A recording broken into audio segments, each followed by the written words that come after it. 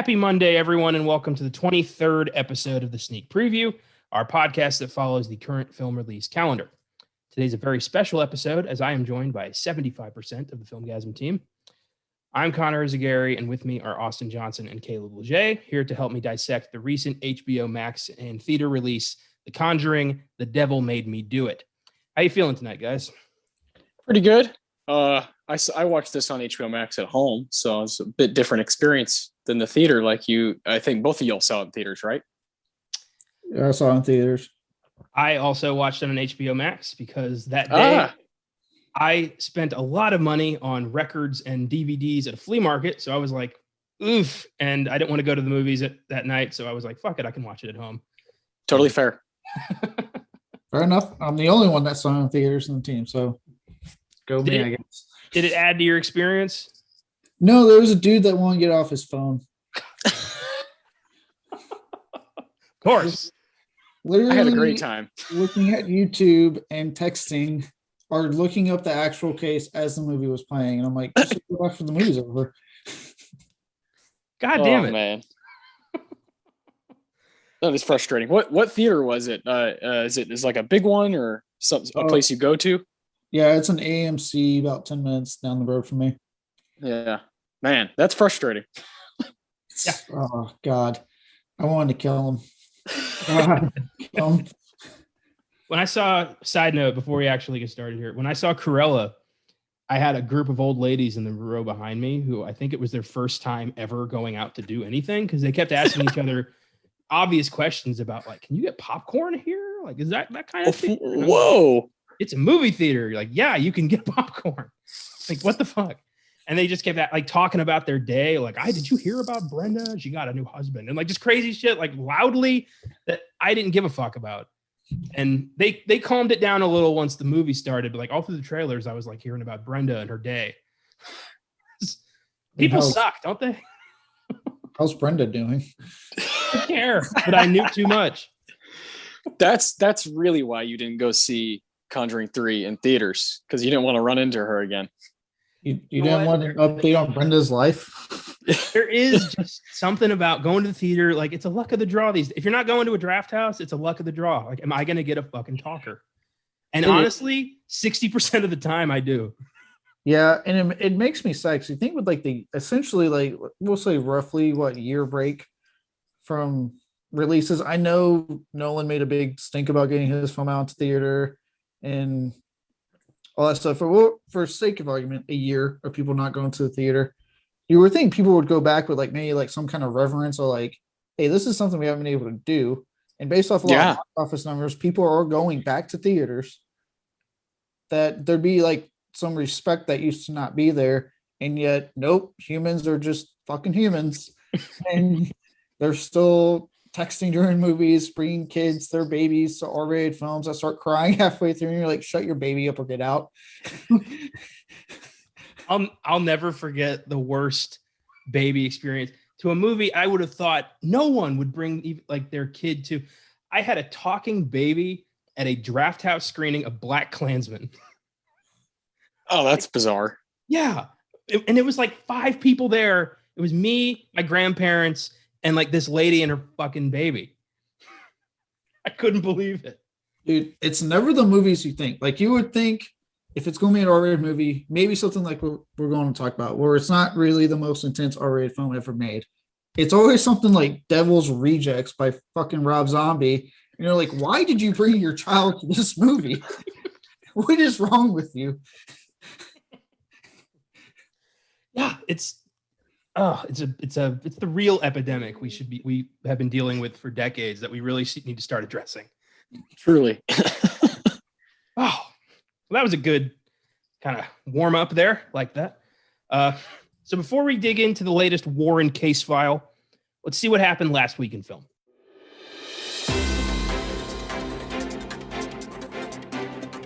Last week in film.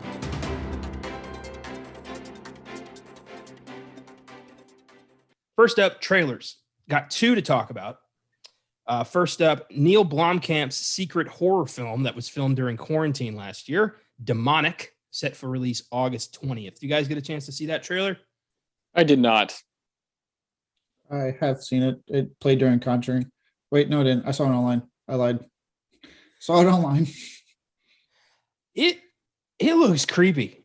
I don't know if it's that chanting or what, but there's something about this that unsettled me. I'm looking forward to this.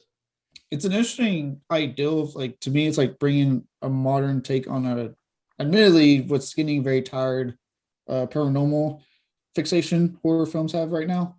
By making it to where like she goes into that whatever that virtual reality is, and something follows her. Like they open something, and then freaky shit starts happening. I like Blomkamp. I like District 9. I like Elysium. Chappie was all right.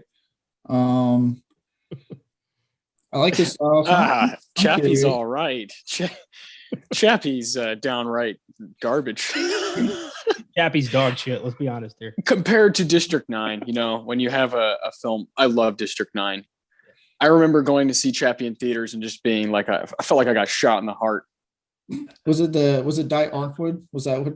Did you guys know? Yeah, and just Chappie himself. I wasn't down with the essentially main character. Fair enough. Blomkamp for the most part, I like his style, and I'm curious what he does with a full-on horror movie and not just sci-fi. So, because I know for a while he was, before they, for whatever reason, they passed upon to give it back to Ridley Scott. He was talking about an Alien 5, and I was so interested in what he wanted to do with that. Yeah. Instead of what we ended up getting. Yeah, that was a huge missed opportunity. I wonder if Michael Biehn did get clean for that, and then they took it away from him, and I wonder if he just went fuck it and relapsed. Because that was a big thing. Like, Michael Biehn, you can't be in this unless you get clean. And I mean, talk about raising that guy's expectations. I know. I saw a concept art this past week for it. Like, they're still releasing concept art for it, and what he wanted to do with that movie would have been fucking awesome. Well, maybe he'll get to do an animated movie or a video game or throw it into the Alien show they're doing. Maybe something might come of that. Yeah, I mean, we'll see. But yeah, no, Demonic's cool. I'll check it out. I'm curious on what he'll do. Hopefully, Die Arnwood isn't in the movie. I don't think they're anywhere anymore. I think that toxic as fuck couple broke up. Yeah, it's a different kind of era of Blomkamp's career. Chappie's last feature film that came out 6 years ago. Yeah. District 9 is his directorial debut. He does 3 in a row right away, and then we haven't seen. So I'm very excited to see. I think this could be probably the best part of his career, right? Where he's kind of figured some stuff out, taken some time to really, what do I want to do after making these sci-fi movies? Like Caleb said, straight horror. It's going to be cool. At the very least, Neil Blomkamp is a very creative filmmaker who was releasing stuff that nobody had really seen before. Yeah. And then he just kind of disappeared after the, AI meets South African rap movie didn't work. Who'd have thought? Who'd have thought? Maybe this might be a good resurgence.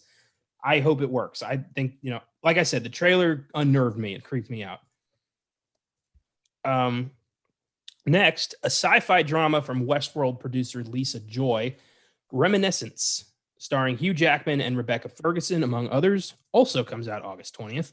And this looks like, Inception meets The Greatest Showman. This looks like a very odd film.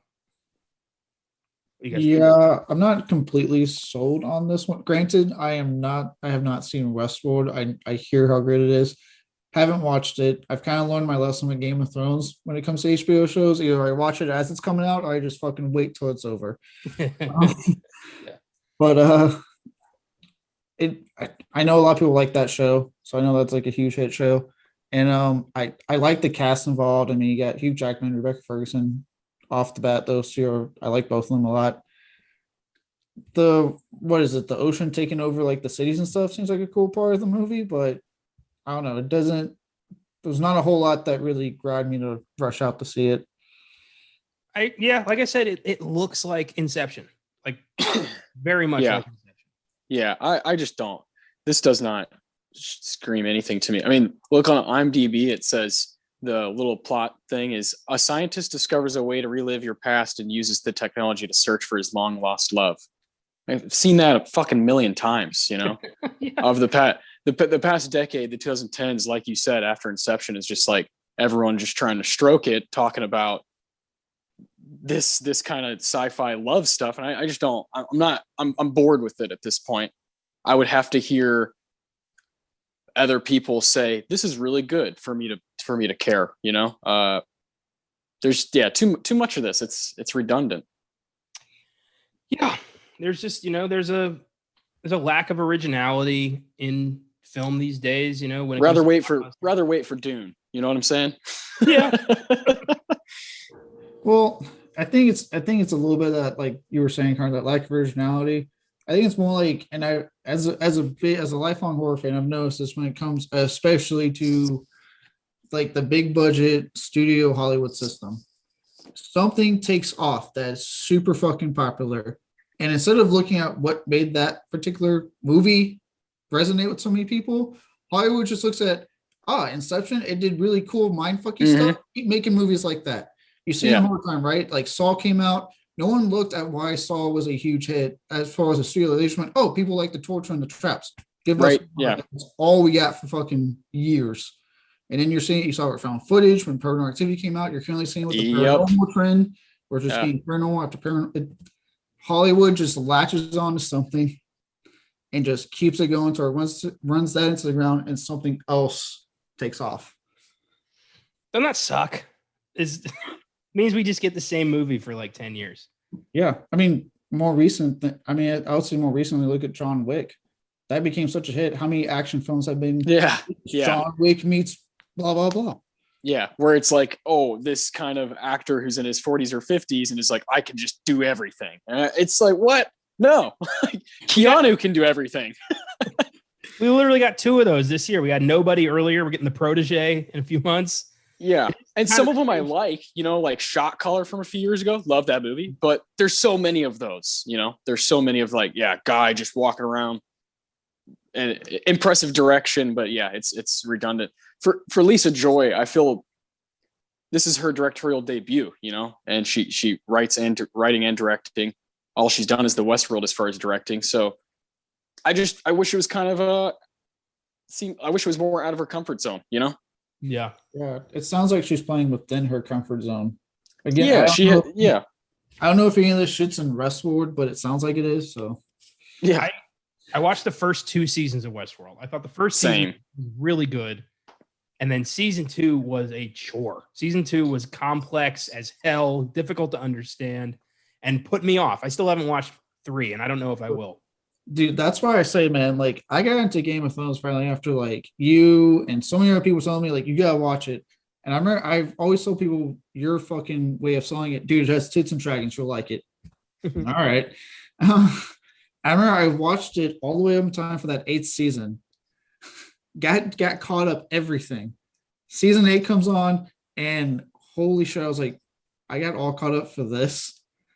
As I'm watching that season, watching the fans who I've never seen in my short life of watching film and TV, seeing a fan base go from loving it to just hating something so much in such a quick amount of time.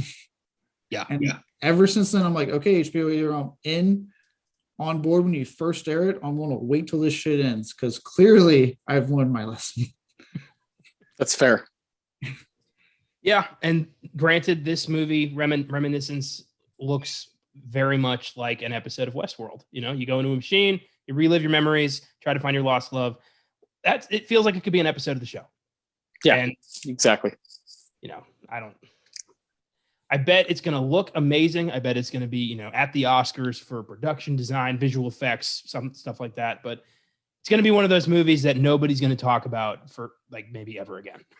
Yeah, I'll let it surprise us. Yeah. Quickly, character actress Romy Windsor has died at 57 from cardiac arrest. She's known mostly for her role as Kimberly in 1997's Face Off, but she also appeared in such films as Camp Nowhere and Howling 4, the original Nightmare. Always sad to see a actor pass away, especially so young. Fucking love Face Off. Who doesn't? Yeah, Face Off. Oh, The bomb. How in the hell they're going to do a sequel of this? I don't know. It better be the most incredible jump the shark. Are you fucking kidding me? Story that I've ever seen. there is no actor like Nicolas Cage. So right off the bat, I don't know. I'm not mentioning the sequel to Face Off. Him and John Travolta are a huge reason that movie works so well. Can't believe I'm saying that on John Travolta, but hey, They have both. I will, as much as I love Cage, as much as I want to enjoy Travolta, they have both lost a lot of their luster. They need this.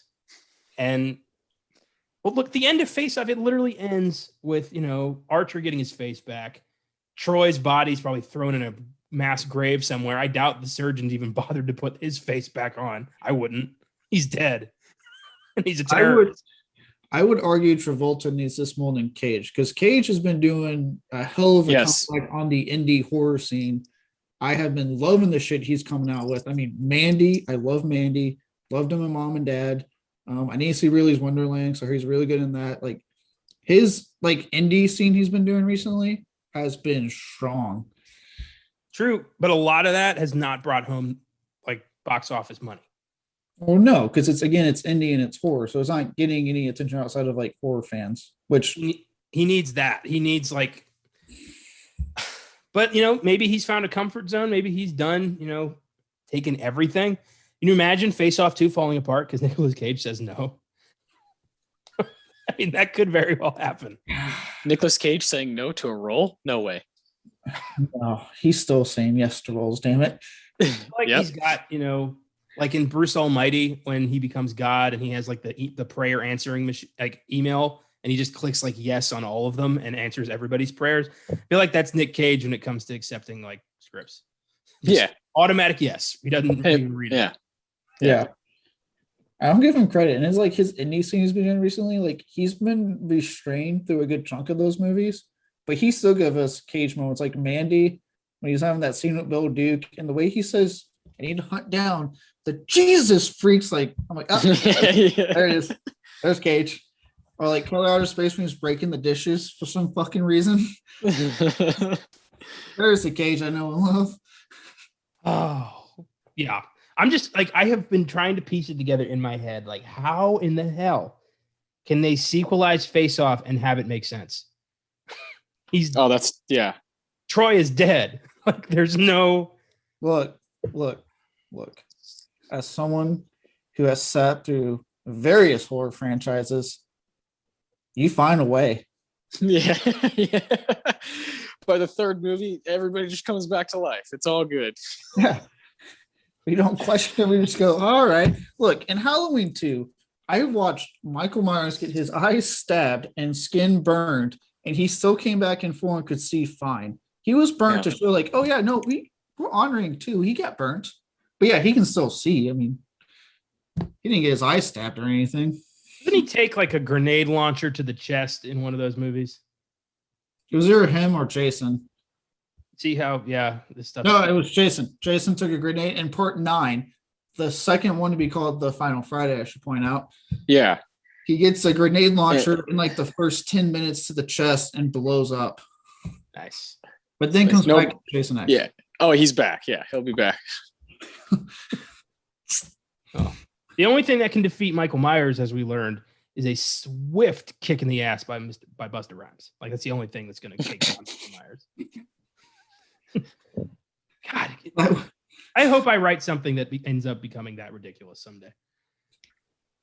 Oh, looking forward to Face Off 2. Yeah, no kidding. For some reason, there's a Master and Commander prequel in the works with Patrick Ness tackling the screenplay. No directors or stars yet. I don't know why this has suddenly come back into the spotlight, but they want to prequelize Master and Commander, The Far Side of the World. What do you guys think? I haven't seen the movie yet, so I don't have a say in this race. How about you, Austin? Have you seen it? I fucking love Master and Commander. Yeah. A movie that I remember seeing at a young age, and I didn't quite wrap my head around it, but then you get older, and Peter Weir is one of those directors that's like, oh, I think I'm going to start watching his movies, And I've seen it recently, and it's fucking kicks ass. So anything that touches it, better be careful, Yeah, I doubt Crowe's coming back. I mean, it's a prequel, and he does not exactly look like 2002 Russell Crowe anymore. No. Although Unhinged was underrated. I need to see that. I keep hearing he's really good in that. He is. Like, just apologize. Just apologize. She's like, fuck off. And he's like, ooh. I liked him in The Nice Guys with Ryan Gosling. Fucking A, dude. Yeah, that's one of his best performances ever, man. Yeah, that was awesome. Yeah, I love Crowe. I got to see Master and Commander. I'm kind of just waiting for Oscar Sunday to pull me there. I know it's going to at some point. Your boy Paul Bettany is amazing in that movie. Yeah. What I've heard. Yeah, another guy who in no way is for this movie. They've gone on to bigger and better things. Yeah. I can't imagine the fan base for Master and Commander has been clamoring for another one. It's not that kind of movie. No. I don't know. Do you think this is even going to happen? I don't know. I just hope they're careful, be careful not to mess with just kind of, I think it's a pretty pristine movie experience that I don't really forget. So yeah, just touching that is always difficult. Same way I feel about anything taking on something that's this massive, this epic, you just got to be careful. Yeah. I think this is going to end up in, the ether with that Gladiator sequel that was going to have Maximus's soul fighting various wars throughout history and ending in fucking Nam. So yeah, I don't think this is going to happen. I hope not. 'Cause like how you're saying about Master Commander, that's how I feel about Gladiator. I love Gladiator. Great movie. I am not clamoring for a damn sequel. Right? Yeah. No, definitely not. I feel the exact same way about that one. Another early 2000s epic that just let's leave it be. Yep. Yeah. Now some interesting casting. Ryan Kiera Armstrong has been cast as pyrokinetic child Charlie Bradbury in the upcoming remake of Stephen King's Firestarter. She joins Zac Efron, Gloria Rubin, and Michael Greyeyes for what is sure to be a step up from the 1984 Bomb, which I actually kind of like. I was a Firestarter was one of his underrated stories.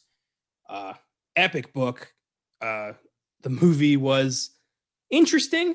Don't like George C. Scott as a Native American. That's hard to swallow. But other than that, decent adaptation, I thought. Trying not to laugh at that, but yeah, love George C. Scott, but goddamn. Hi.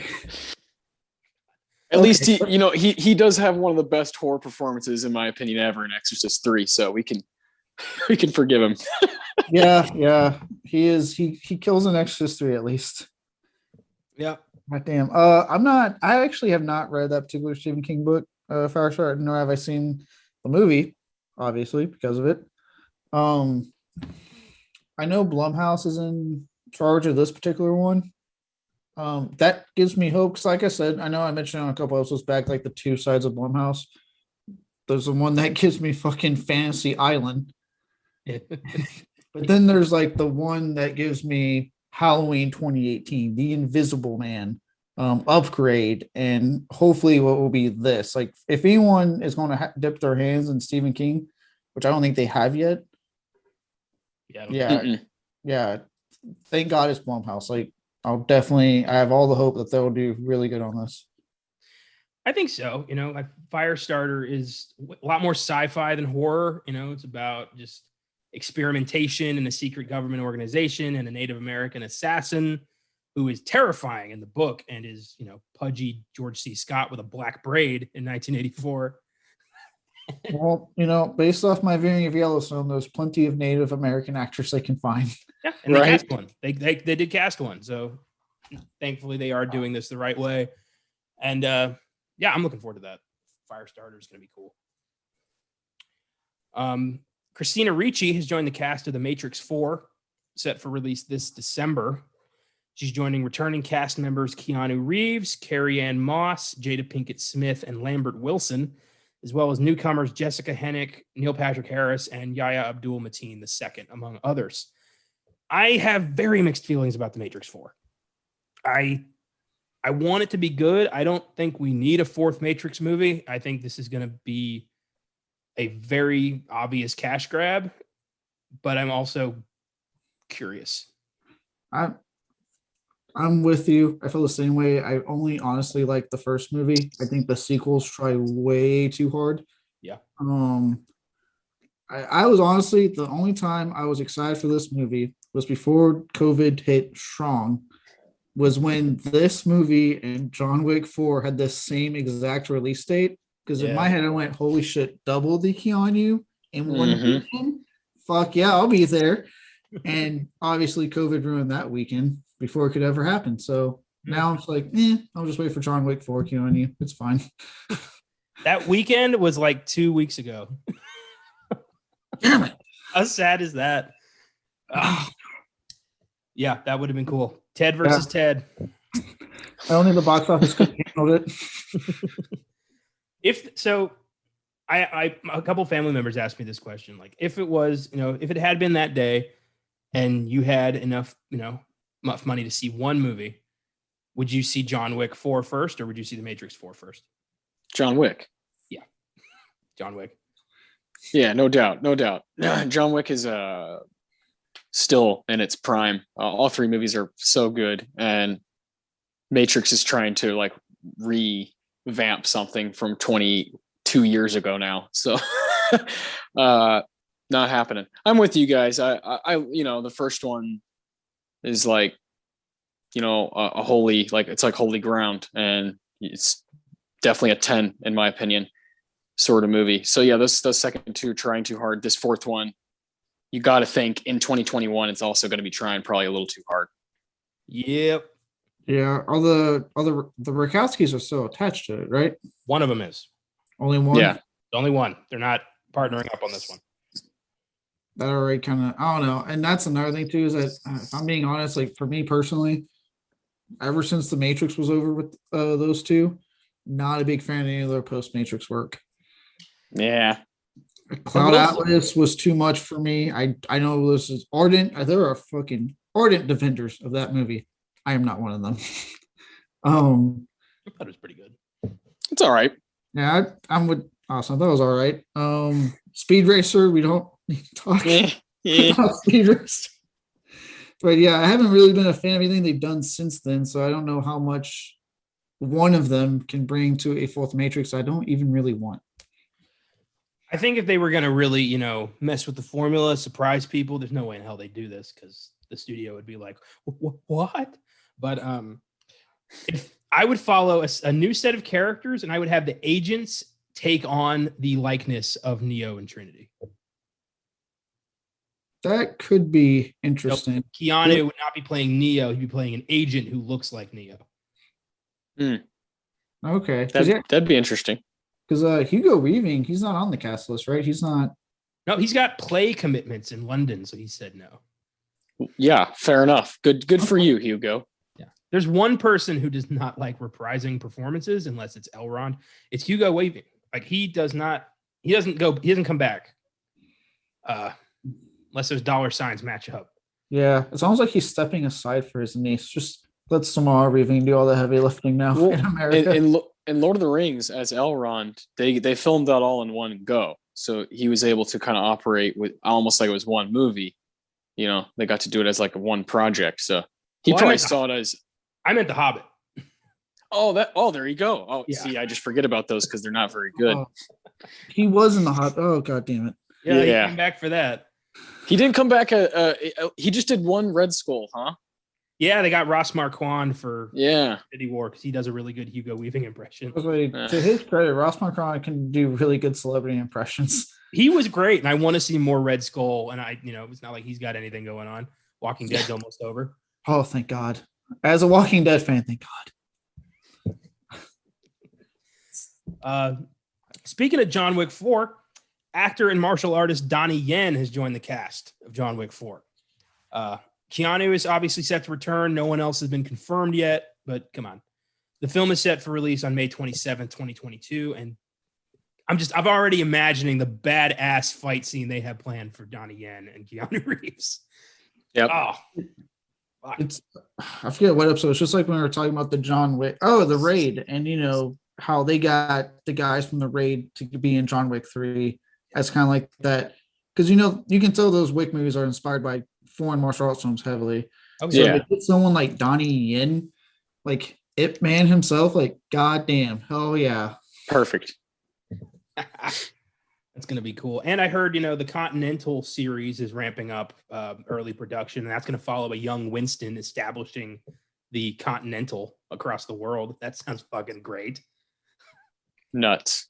Who here would have thought when you're watching that first fucking John Wick that we'd be talking about a fourth and fifth film on the way and a goddamn TV series based off the Continental? I'm glad it worked. I'm really glad it worked. John Wick has become one of my favorite movies, and it's just such a fun, rewatchable action thriller, and so simple but so effective. And I'm happy that's what got Keanu out of the doldrums. Yeah, because I remember when it came out and I was watching the trailers for it, I was like, okay, no Keanu Reeves. Like this was fresh off me watching 47 Ronin. I was like, okay, nope, you fooled me once, Keanu. Ain't doing it again. Yeah. And my mom was actually the one that went sick. She was a humongous crush on the man. And I was like, okay, fine, let's go watch it. And we're watching, and now somehow I was the least excited. I was like, all right, let's just sit through this fucking Keanu Reeves movie. Immediately, I was like, okay, oh, okay, movie. I walked out like, holy shit, did we just watch an amazing Keanu Reeves movie? Yeah, it was hard to believe. I'll admit myself, I after seeing the first one, I couldn't really swallow the fact that I had witnessed Keanu kind of finding his own craft again. I didn't think it was possible, especially after movies like The Day the Earth Stood Still. It was like, there's no way he's going to be able to do what he did back, in the 90s. And sure enough, and John Wick is, to me, right there. I'm sure with you guys as well. We all love it. It's right there with Speed and Matrix. Like, it's one of his best performances and movies of his whole resume. I'd argue that, honestly, if talking like performance, it is his best performance. Probably, yeah. I agree. I think it's his best one. It's not so unbeatable. We're just going like, whoa. Yeah. He's actually trying, and it's nice. Like it is nice. Unlike Neo, like John Wick does not have to tell people he knows kung fu. Everyone just knows. People see it for him. I mean, and even like that whole chair scene when he's talking about like people keep asking if I'm back, and yeah, I'm sorry. To this day, I still get goosebumps watching that scene. Yeah, me too. Oh, and the cameos that are there, like we were talking about, characters from the Raid. There's little things in these movies that they're just kind of feeding all the movie fans, just kind of feeding you over and over, rewarding you for watching these movies. And that's beautiful. In John Wick 2, the shit between him and Common, when they're just kind of with the silent, with the silencers, just bah, bah, bah, bah.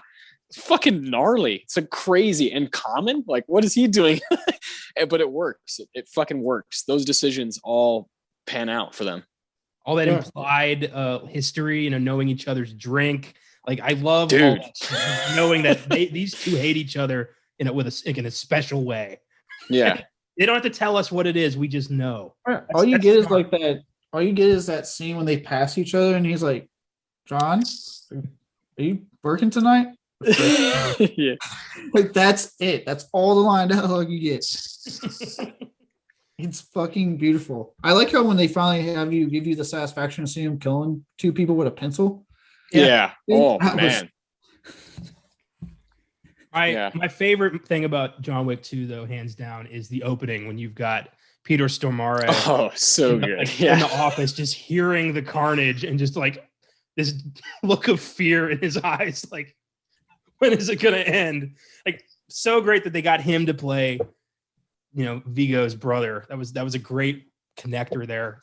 And I love the talent they can get for this. I mean, already for the first movie, you had Michael Nyqvist, you had Alfie Allen, Ian McShane, the fucking Bottles guy from the Warriors. But then it just kept growing in 2 and 3, and Donnie Yen's is going to be the first of many for 4. I'm so psyched. Yeah. Yeah, I got real excited seeing. I was like, oh shit! First we got the raid guys for 3, yes, and now we got Donnie in. I'm like, who else can you get? Exactly. Yeah. Goddamn. Lovecraft Country's Jonathan Majors is in talks to play the villain in Michael B. Jordan's Creed 3. Majors is already set to play Marvel villain Kang the Conqueror in the upcoming Ant-Man and the Wasp Quantumania. So his stock is rising incredibly fast already, villain in the MCU and the Rocky franchise. So bring it on. I got to watch this show. Dude, you know what? You need to see him in Last Black Man in San Francisco. That is a life-changing kind of performance from him. Crazy good. I couldn't believe he wasn't up for Best Supporting Actor that year, like at all the awards. He was just so goddamn good. That's a stunning movie. He's coming. He's going to be a guy that people will know his name very quickly. Okay. Yeah, I need to check out Lovecraft Country too. It's on like my little list I made of things I need to catch up on. Yeah. I know Connor's about it, but I made a list because of my 11-month damn deployment of things I need to catch up on shows specifically. And that's actually one of the ones on there because Jordan Peele was attached to produce it. So I was like, oh fuck yeah, I love Jordan Peele right now. So I need to check that out, see how he is in that. So I have a good idea of going into what sounds like he's going. I know he's in talks. It sounds like they're like making real hard on getting him for Creed 3. So, well, I think an actor fresh off of a hit TV show suddenly offered the villain role in a Rocky movie. You're not going to say no to that. Yeah. And it says on IMDb that it's like it's announced. So I think it's under his credits. So I think if they put it there, we're gonna be seeing him and Michael B. Yeah, I think the way I read it on IGN was like Michael B. Jordan wanted him, like he was specified. So cool. Yeah, it was like, no, I want him to play the villain. So it's like apparently they were banking hard on getting him into this movie. Sweet. Now, this is going to sound like a sarcastic question, a dumb question. I don't care. I need to ask it because of the Creed franchise's track record. What are the odds that he's playing Mr. T's son? Oh, the odds are very high. Yeah, Clubber Lang's kid. I wouldn't be surprised at all. I think if they asked Michael B., hey, who do you think could play? He's like, well, I like this young guy, Jonathan Majors. I mean, Majors was born in 1989. This is a guy who's kind of like, in his prime, and I think could definitely pull it off. Well, he's playing the next Thanos for Marvel, so yeah, I'd say this guy's about to be a household name. Kang the Conqueror. Yeah. Looks like I'll be watching Lovecraft Country very soon. Probably after Chilling Adventures of Sabrina. I gotta watch that final season still. I'll probably fast track Lovecraft Country. I'd like to know what this guy's all about before I, see him in action as Kang the Conqueror and Clubber Jr. I figured I got time because both films probably aren't coming out. Well, Ant-Man is confirmed 2023, I believe. Yeah. And I doubt Creed 3 is coming out soon. So I got time. Yeah, but I know me. If I don't watch it now, I'm never going to watch it. Yeah. TV, just hard for me to wrap my head around. With him, I just know Last Black Man in San Francisco, Hostiles, and Defy Bloods. He's fucking great in all of those. Speaking of Marvel, Issa Rae has joined the voice cast of Spider-Man Into the Spider-Verse 2, where she'll be playing Jessica Drew, aka Spider-Woman. The film is set for October 7th, 2022. I'm very much looking forward to this. Into the Spider-Verse was a badass original superhero film. And I'm excited to see what they can do with the sequel. Yeah. Big fan of Into the Spider-Verse. Cannot wait for this sequel. It's currently the only thing Sony's doing with the Spider-Man film. This is shit they want to do that I really actually love. Do you hear about that Sony exec who said, like, after No Way Home comes out, like, their plan will be revealed? Fairly certain he wasn't supposed to say that. Yeah, but how many times has DC been like, and now this is what we're doing, and it's not what they're doing? Yeah, but this is Disney and Sony. Like, who who's calling the shots here? Let's be honest, I feel like Disney calls the shots, but Sony is like that kid that just doesn't want to give up any kind of power. So they're trying to constantly like the whole saying like put your fucking dick on the table. They're trying to be the bigger man on that table than Disney. They're like, well, this is what we're doing. And Disney's like, we don't give a shit. We have like the fucking second highest grossing film of all time. So go fuck yourself. It reminds me of The Godfather 2, what like Disney, like Disney is Michael Corleone, Sony is Fredo, and he's just like, it should have been me. I was passed over. Like I can do things. I know things. Like that's Fredo. Disney's Michael's like, I know that, but I'm in charge. I'm the boss. You got to respect that, or you're gonna get shot in a fishing boat. You ever think like Disney's just like, remember what happened to 20th Century Fox? We'll find a way if you keep this shit up, buddy. That's all Disney's doing. All Disney's doing is biding their time just to buy you up, just suck you in, absorb you. They know what they're doing. I feel like while Disney's focusing all of its energies on like belittling Sony and just trying to like push them into submission, they're going to be completely ignoring the giant Amazon bubble that is just pulsating over here and is just waiting to just fucking eat Disney. It could happen. It could happen. That's what they want for sure. Yeah. Maximum power for Amazon. Yeah. You imagine a company becoming so powerful they can buy Disney? That's terrifying. Yeah. Oh God. So finally, following the success of both of last week's films, sequels have been greenlit for both A Quiet Place 2 and Cruella. A Quiet Place Part 3 is expected in March 2023, while Cruella 2 is expected around the same time. Jeff Nichols is replacing John Krasinski as director for Quiet Place 3, and Craig Gillespie is staying on to do Cruella 2. Kind of expected Quiet Place 3, a little surprised at Cruella 2, but then again, it is Disney. Thoughts? In the case of Cruella, I shared a lot of my thoughts about how, for me personally, the changing up of a lot of the more harsher elements of the villain. Not for me. Again, I understand for those who have kids, obviously you don't want your kids to see someone that just willingly kills Dalmatians, even though Dalmatians are assholes. Asshole dogs. Yeah. Yeah, asshole dogs. I wasn't expecting a Cruella 2. Like, I thought where they ended it was just fine, but hey, fuck it. We'll see what they do with 2. And as long as Emma Stone brings it like she did in the first film, I'll be fine.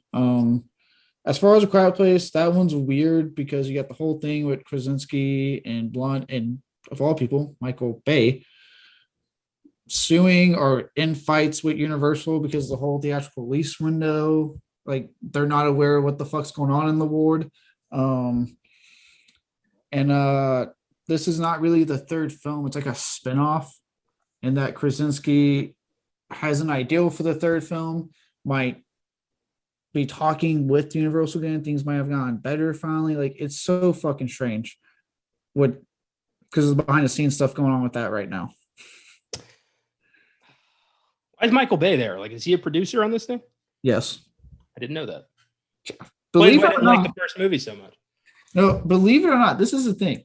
Michael Bay, the guy who has given us such cinema classics as Transformers and Pain and Gain and Rock, with great lines like "Winners go home and fuck the prom queen," also produces scary movies. Does not direct them, thank God. I don't want directed horror from what Michael Bay looks like. Just produces them, and this was one of the films that he produced both Quiet Places. That's, well, fuck. I don't feel bad for the lawsuit, frankly. Oh no, millionaire actors aren't going to make more millions. Boo-hoo. I don't care. I just want the movie to be good. The whole thing with like what's going on with that, right? And then I know Nolan, had his big issue with getting tenant release and how he was acting in the whole HBO Max still. And I'm like, I understand that for you guys, this is an art form. The movie's on art form, and I completely understand that. You're an artist making art. I get it. Yeah. At the same time, on the business side, these studios are giving you large amounts of money that they need to make back. How do you think they make it back? Us. So it makes sense, you assholes, that they're trying to figure out ways to get the movies to the people so they can get that money back. Stop being a dick. You have your millions. You're going to keep getting it. They're just trying to get these movies that they had to push back anyway for a year out to the masses so that they can get out there finally and things aren't constantly getting pushed back.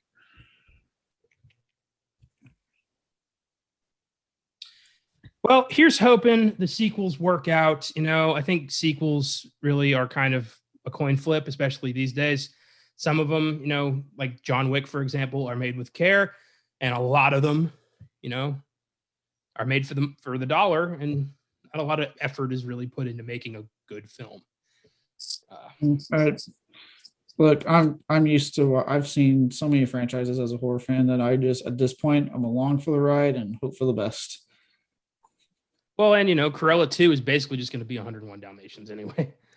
So they're going to do basically why I hated the live action reimaginings. It's just going to be an exact fucking story that I've already seen in a much better animated film. Well, we will certainly see.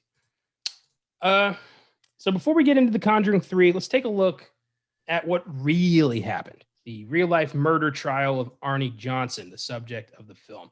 And if you listened to our Filmgazm last week on The Conjuring 2, you'll recognize we did this exact thing with the Enfield haunting, because there's a lot of holes in these stories, and they really do stretch the concept based on a true story as far as they can stretch it.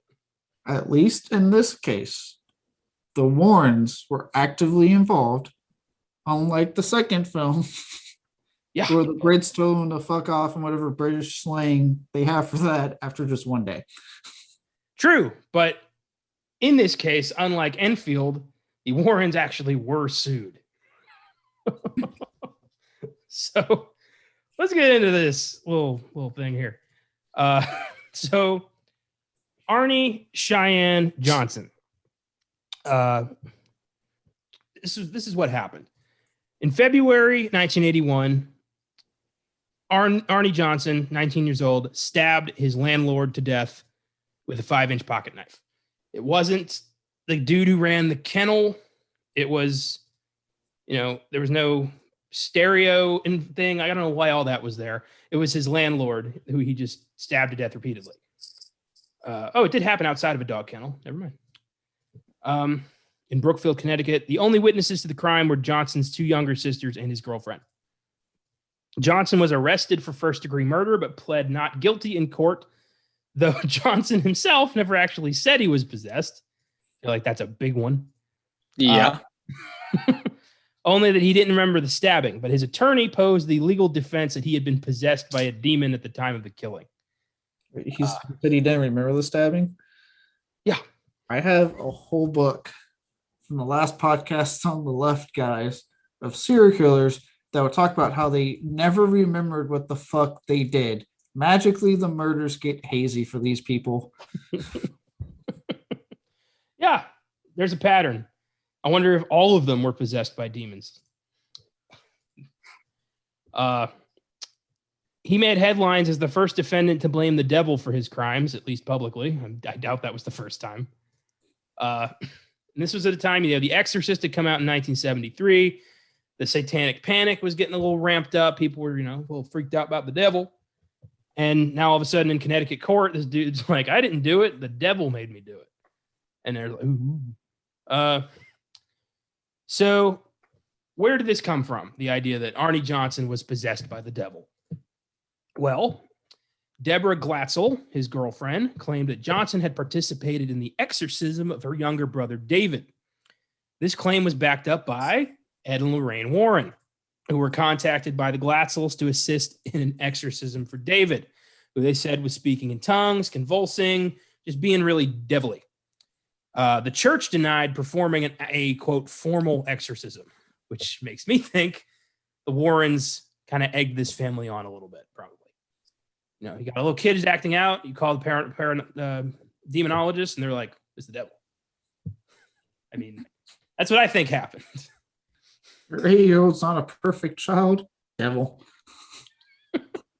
Basically, if you are already, a hyper Catholic family and your kid starts acting weird and somebody suggests he's possessed, that's not a crazy leap. This is true. God, I would have been a fucking treasure trove for those people. My horror and heavy metal love. If y'all had contacted the Warrens about your haunted house, you could have been the fourth Conjuring movie. They're really good. I don't know if you know this, guys, but Caleb, used to live in a haunted house. Oh yeah, that is true. I actually contacted those assholes. You could have been in the case files. Conjuring 4. I do love horror movies. I feel like the Warrens would just walked in my room and like, okay, we're just gonna leave this room alone. Oh boy. Oh man. Yeah. Yeah. That's it. Was that in Texas? Yeah. You guys know where Blanco's at? Yeah. Yeah, I grew up in Blanco. Okay. Yeah. That's definitely up that alley too, right? It's like random house in Texas where you guys just kind of like, I'm just gonna look the other way. Man.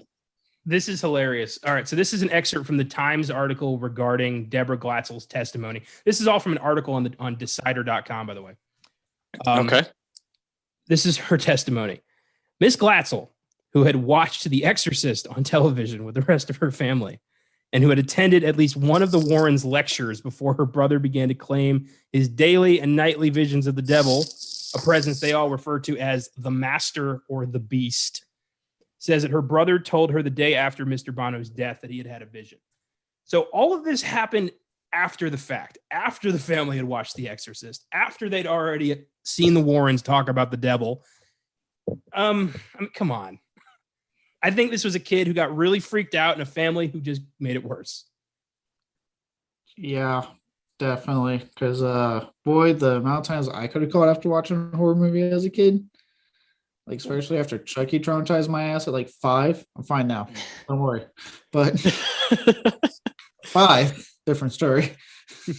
Well, I remember, when we did Hereditary on the Filmgazm podcast, after I was done watching that, I was seeing shapes. I was seeing shadows. I felt uneasy. Does that mean Payman was going to stomp down my door and turn me into a fucking altar? No. It's not. Yeah. This is the game that James Wan is willing to play, right? With the Warrens and using them over and over for these movies.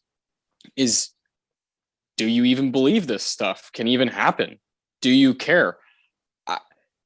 To me, they're just good movies, right? They're just entertaining, fun movies. Looking into it like that is quite dangerous, even. And sometimes that's the fun part of these horror movies, is like looking into this stuff. But the Warrens, they're,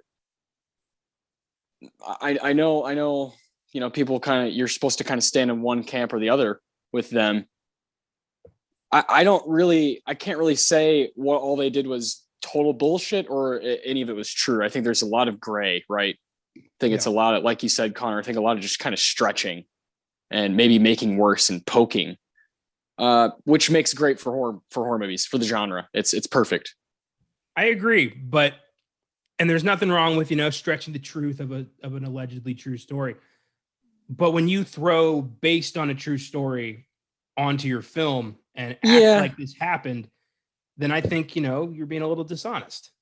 That's fair. And I think I'm thinking from our perspective as 3 people who watch a lot of movies, is we go into it with a realistic mind, right? Of, okay, there's some stuff. And that's my main problem with this movie in particular, is I think Conjuring, specifically the first one, I think really like stays grounded for the most part, really hones in on its craft. Yeah.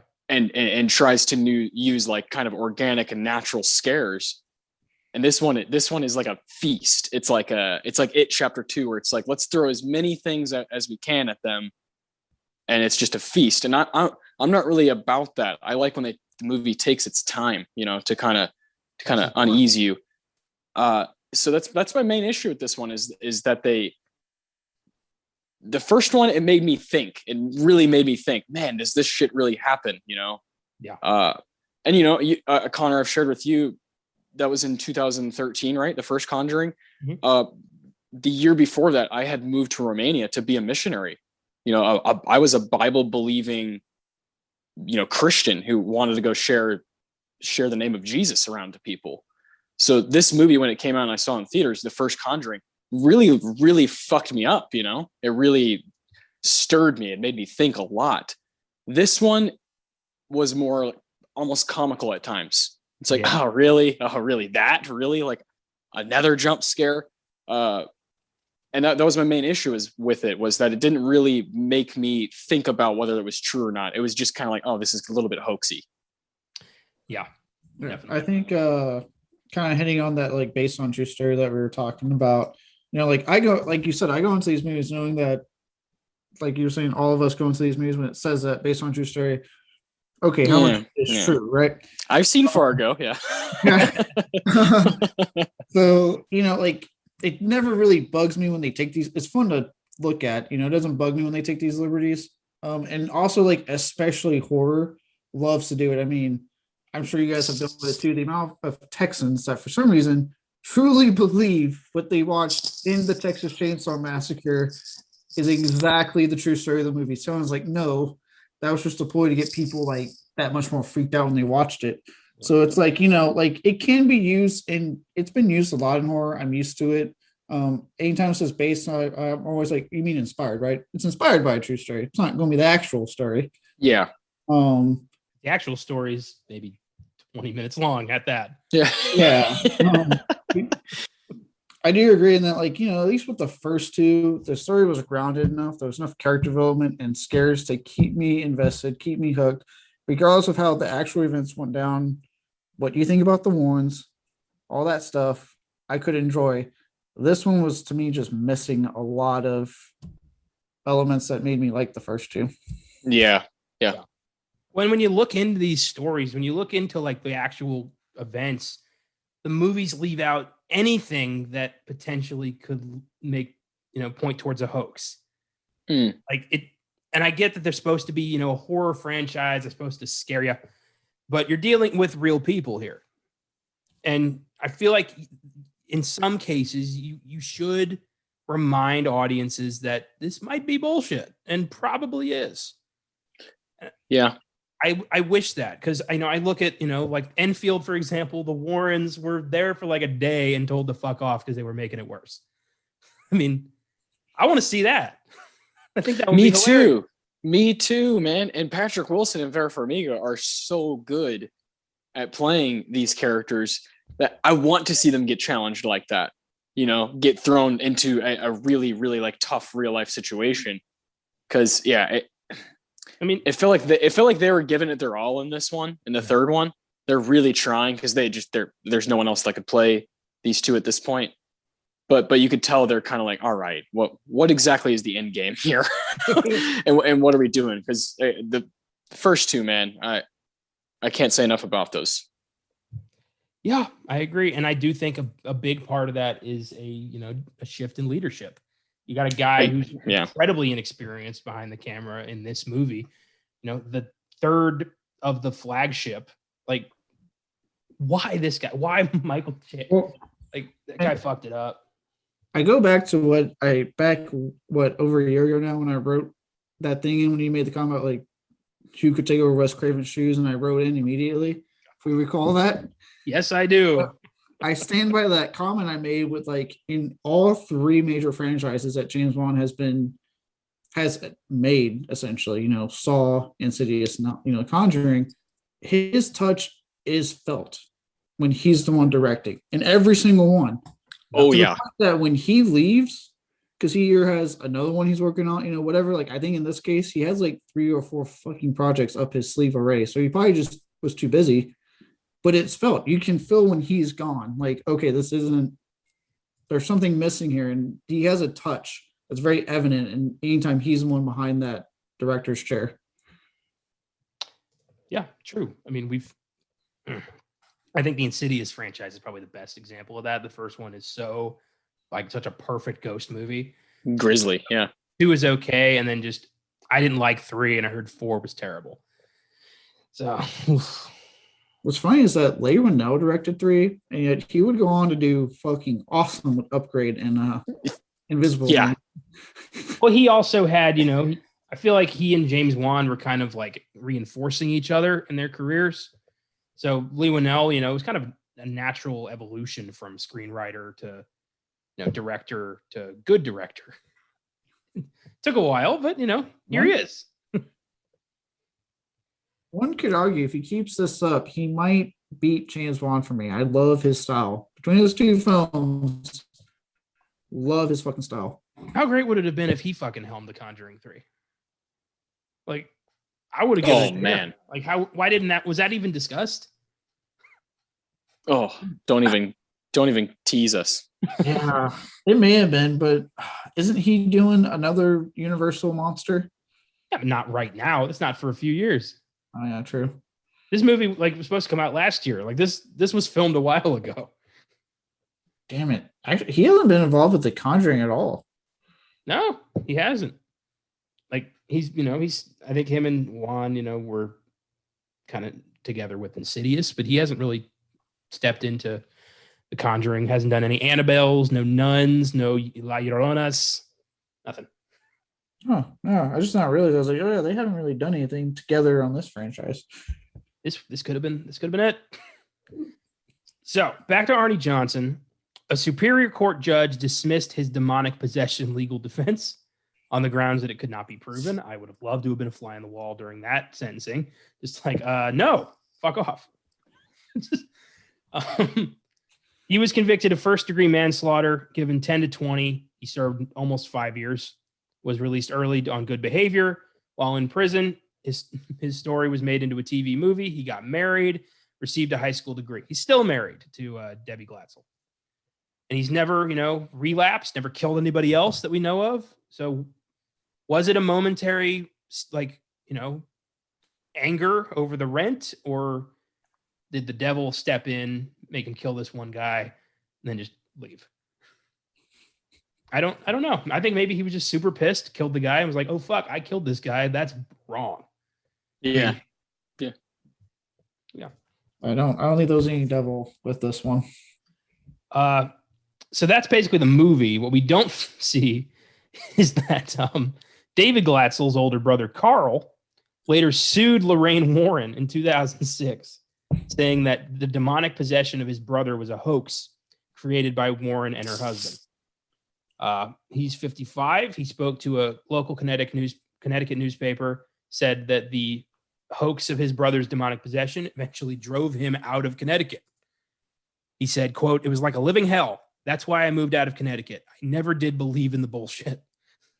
He said in 2007 that his younger brother suffered from mental illness as a child, and that the Warrens, quote, concocted a phony story about demons in an attempt to get rich and famous at our expense. Ooh, I bet he doesn't like these movies. I get the feeling that none of the families involved in any of these three movies like the movies. Isn't that interesting? All three families have not a lot of positive things to say about the Warrens and their involvement in their case. It's weird. Like, 3 times it's a pattern. Yeah, it's like at first it's like, well, maybe they're just mad because it happens every time biography comes out. People bitch about portrayal. Yeah. And unless you're Suge Knight, no one's going to bitch about that one in Straight Outta Compton. Yeah. But in this case, we're on the third movie, and another member of the family is bitching. So it's like, okay, maybe there's something here. Potentially. In 2006, the lawsuit resulted. It was ultimately dismissed, but there was a book that was written about the events called The Devil in Connecticut, and after the lawsuit, that book was taken out of print. It is back in print. Fuck. As of this past week. So Glatzel lost in every sense of the word then. The Warrens became super extra awesome famous with the Conjuring franchise, and the book is back in print. The book company put it back in print because of the movie. Yeah, of course. Oh boy. Well, you know what? Cover is the movie poster. Now in theaters and on HBO Max. Well, I think best case scenario, Warrens saved a young boy from demonic possession and helped argue another young man possessed by demons, argued a lesser sentence for him. Best case scenario. Worst case scenario, the Warrens took advantage of a mentally ill child. I don't know. I don't have the facts. Nobody has all the facts. Nobody will ever know exactly what happened, but it don't look good. No, too bad we didn't have Twitter back then, so we could be tracking every goddamn thing that happened. Yeah. Possessed by Satan, LOL. Yeah. Hashtag shitty Wednesday. The Warrens are actually crazy. Yeah. This exorcism right now is bullshit. Hashtag throwback Thursday when I was possessed. Yeah. Hashtag this waterbed is creepy. Like Satan post a picture of a goat. Hashtag throwback Thursday. Yeah. Was so cute back then. Yeah. Speaking of waterbeds, horror has taught me that waterbeds were a terrible idea.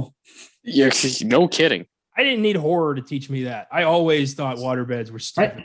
I always knew it, but like the whole scene in the movie, which is somewhat ripped straight out of Nightmare on Elm Street. Hold on, wait, 4. There you go. Yeah, because that had a whole waterbed scene where he like sees a hot naked lady, and then it's actually Freddy, and kills him. Yeah, so waterbeds, horror and waterbed, man. But horror does that. Horror teaches you that anything you experience in life can potentially kill you. The only movie that made waterbeds look cool was a Goofy movie. And truly, yeah. I was about to say, I think I still kind of like waterbeds because of a Goofy movie. And then in Richard Linklater's Everybody Wants Some from 2016, there's a character who says, this is not why I like waterbeds, it's just funny. He says, who would want to fuck on a waterbed? It's like fucking somebody on top of another person. Great line. That is a great line. That is, because that's definitely been a thought. When I see waterbeds, I'm like, who has sex on those things? Yeah. It looks amazingly unstable. Well, and also in the Conjuring 3, was it even their waterbed? Wasn't it just in the house when they moved in? Yeah. It was just there. That was one of the first things the kid does. Yeah. Yeah. If I look after this movie, if I move into a house and there's furniture that's still there, I'm burning it. Literally all 3 movies. Yeah. Had that thing happen. The fucking armchair, the entire basement in the first movie. It was all just shit that was lying around the house. I'm burning whatever's left. I'm throwing it outside and burning it. Fuck you, demon. That's you don't hear stories about like haunted apartments. Like that just doesn't happen because they're all pretty modern. Let's not jinx it, none. Will we? Rosemary's Baby. Oh yeah. That wasn't haunted. That was Satan. Yeah. That was just hell. Yeah. That was just a cult trying to bring about the son of the devil, which I'd rather deal with that than ghosts. I'm going to find haunted apartment horror films because they exist. They do exist. I'm just saying it doesn't happen that often. Haunted house, there's more room to play with. Like I think like The Sentinel, isn't that about an apartment? Rear Window. So again, not haunted, but yeah, not really horror. I'm just trying to think about The Apartment. What's that one? Roommate? Isn't there one called Roommate where they're like in a dorm or something? I don't know. Maybe apartment dorm. I don't know. That movie, The Apartment, was just haunted by an asshole. Yeah. Yeah. Oh man. I'm gonna use your apartment to bang my secretary. That cool, Jack Lemmon? Wait. Insidious Chapter 3. Is that an apartment? That was an apartment. Forgettable. Yeah, that you can say that again. I couldn't tell you if okay. It is though. It counts. I believe you. You'd know better than I would. This is true.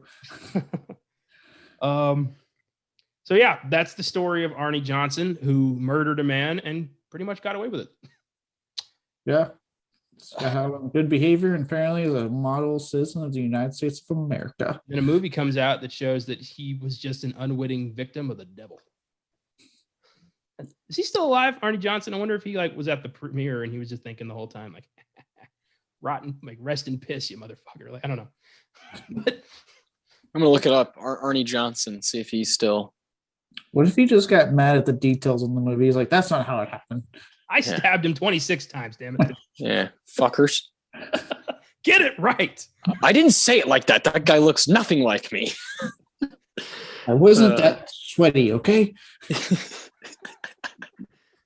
I cannot find just him now. What the fuck? Arnie It's all Johnson. about. It's all this movie stuff. Okay, all right. You see it? For some reason, a picture of David Berkowitz came up. I don't know what the fuck that means. I saw that too. Yeah. What? Probably because the little Sons of Sam documentary. It's probably fresh on people's mind. Did he do it too? Aftermath. Well, you know what? The movie said they're still married, so I assume that means he's still alive. Oh, okay. Yeah. Yeah. I'll take it. Wild to think that, I wonder how many people since have claimed, I was possessed by the devil. Or just once, I would love the devil to appear as a material witness and be like, I had nothing to do with this. He just gets fed up one day. He's like, look, stop using me as a defense. All right? I ain't possessing people to kill. He just gets super pissed. Like, God gave you free will for a fucking reason. Stop blaming me for all your problems. He's like, I send my minions out to terrorize and scare you. That is it. Fuck off. I'm a big fan of Lucifer. So every time I hear of the devil, I just think nightclubs and solving crimes in LA. I think of the supernatural version of the devil. Oh, he was great, but this guy, I think the Lucifer version is better. I would have loved a crossover where they met each other. That would have been really cool.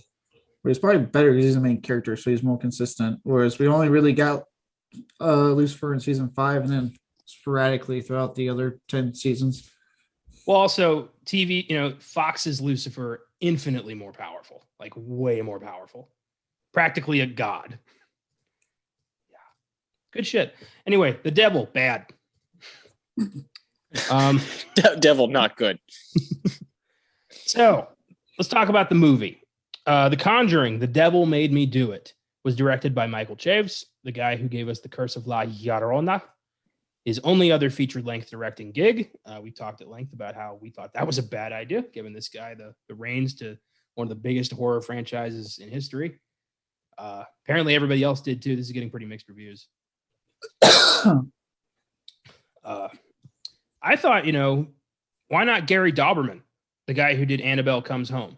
I mean, at least he had experience in this universe. He wrote all the Annabelle movies and The Nun, plus both It movies. So he had experience. He knew what scary was. I think he would have been a good choice. I feel like he would have been a good choice. Here's one. He hasn't been with the franchise, but because of how he does his paranormal ghost movies, and I also just watched second season show on Netflix, Mike Flanagan probably would have been a good pick. Yeah. That's a good pick. Yeah. He's fresh because I just finished Haunting of Bly Manor, which ended up being awesome. So he would have been good because he knows how to mix that character development that Juan's really good with into just one seamless thing. True, but he might be box office poison now because to studios, all they're going to see is that Dr. Sleep tanked. Which makes me mad because Dr. Sleep is a fucking movie. It is pretty good, yeah. Yeah. Hollywood. What a town. He has a good thing going with Netflix between the Haunting of series and his upcoming show he's doing with them. I forget the name of it, but he has another horror show coming out, so he's fine. True. So we got Patrick Wilson and Vera Farmiga returning as Ed and Lorraine Warren. Over on the Filmgazm podcast, we talked at length about how much we love both of them as performers. So, at the risk of repeating myself, what are some of your favorites of these two over the years, just off the top of your head? Patrick and Vera? Oh, yeah. Man. Vera, I'll start with Vera first. The Departed, Up in the Air, both of those are knockout performances. And for Patrick, this is my favorite stuff that he's done, because his input into horror and how seriously he takes it, how he's not fucking around. I really respect that. And I think, him and Vera are a big part of why this franchise works. Outside of it, I think he's really underrated in Watchmen. Yeah. That's a role I've always respected a lot. Night Owl. And Fargo. I mean, Fargo season 2, Jesus Christ. He's lights out in that. I'll just say, again, starting with Vera, I agree to Departed. She's outstanding in that. I loved her in Orphan. Not enough people talk about Orphan. Nice. Yeah. I didn't like the show, so I didn't stick for all 5 seasons. But what I saw of her in Bates Motel was phenomenal. Yes. She killed it. She's always just been awesome, and I love her in this series. With Patrick Wilson, I agree. Very underrated in Watchmen. No one talks about enough in that movie. And then besides that, really what he's been doing with horror. I mean, with the Insidious franchise, when he did with the first two, I like him a lot. I love him in this. Him and Juan's collaboration together has been awesome. Yeah. I think that Wilson, for me, really wowed me in a film that a lot of people don't talk about anymore because it's a very uncomfortable watch. But he wowed me in Hard Candy. Oh, dude, I knew you were going to say that. Yes. Elliot Page, right? Yeah. It's a fucked up movie, and you're not really sure who to root for because they're both horrific people in their own way. I mean, he's a pedophile, and she is really having a great time torturing him. But I thought, Wilson really kind of straddles the line for pretty much the entire movie. And I like that you're not entirely sure if he really is a pedophile or if she got the wrong guy. Until, of course, you are sure. But I thought his performance as kind of a monster hiding, in the shadows was really good. And he's a very talented actor who I don't think really gets enough credit. He's very underrated to me. People don't talk about enough. And he's been one of those that anytime I see him, just like I was saying with Cillian Murphy in Quiet Place Part 2 episode, he's someone that when I see him in something, I'm like, holy shit, Patrick Wilson. Because he just brings it every time. Exactly. Even a movie I don't like at all, In the Tall Grass. Oh, yeah. I would have left. I would have stopped watching if it wasn't for him. He kept me there. Yeah, he's good in that. That movie was all over the place. Very, very confusing. Have y'all seen The Founder? Him and Michael Keaton have a couple of scenes where they kind of go at each other a bit that are really good. I haven't seen The Founder yet. I need to watch it now that I know he's in it. And a great movie. I thought it sounded, when I first heard they were making a movie about the founding of McDonald's, I'm like, who the fuck wants to see that? Me. Yeah. Then you throw in Michael Keaton, Nick Offerman, John Carroll Lynch, Patrick Wilson, and I'm like, sign me up. Linda Cardellini. Yeah. That movie kicks ass. You've said that before about some movies where I'm like, oh, that's my kind of story, because it's like a huge, massive American thing that we consume all the time, and then now people all over the world consume. And the fact that they, like you said, got those actors on board.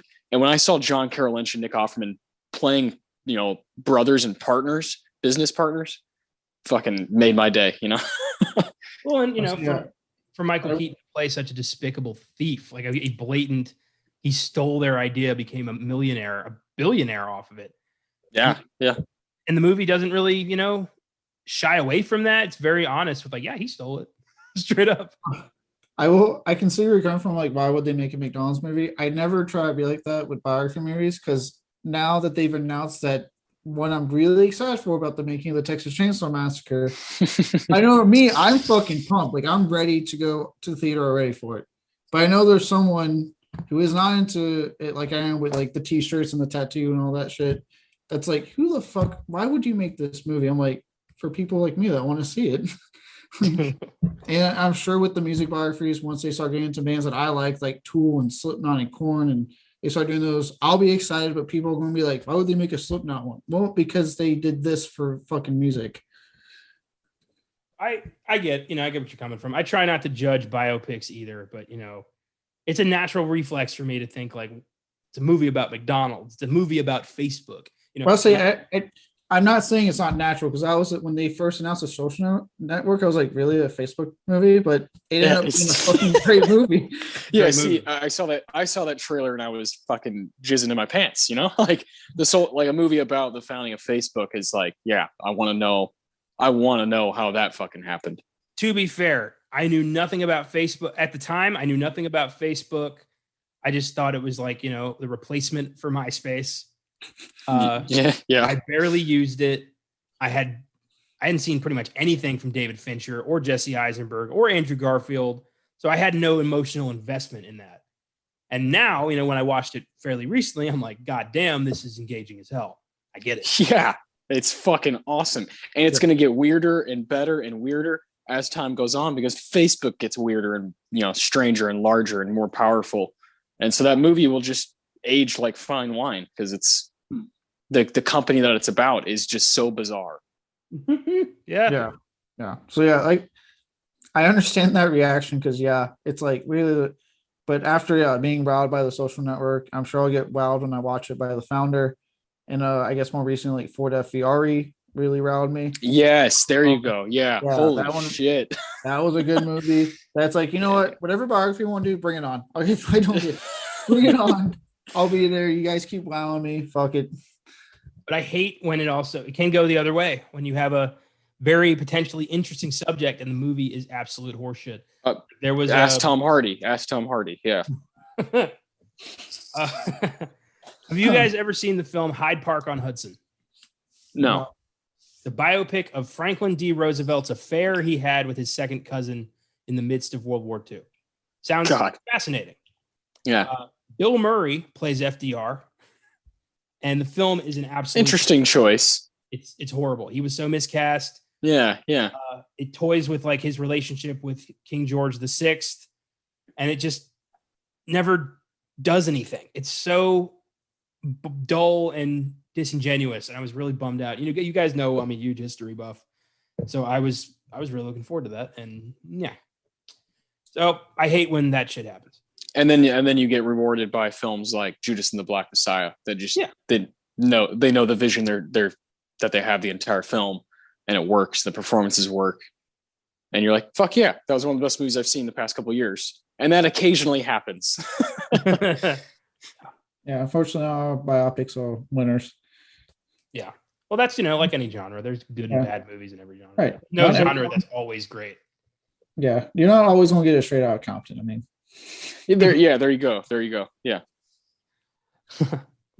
I'm just thankful that, like, throughout human history, there are so many stories just waiting to be told.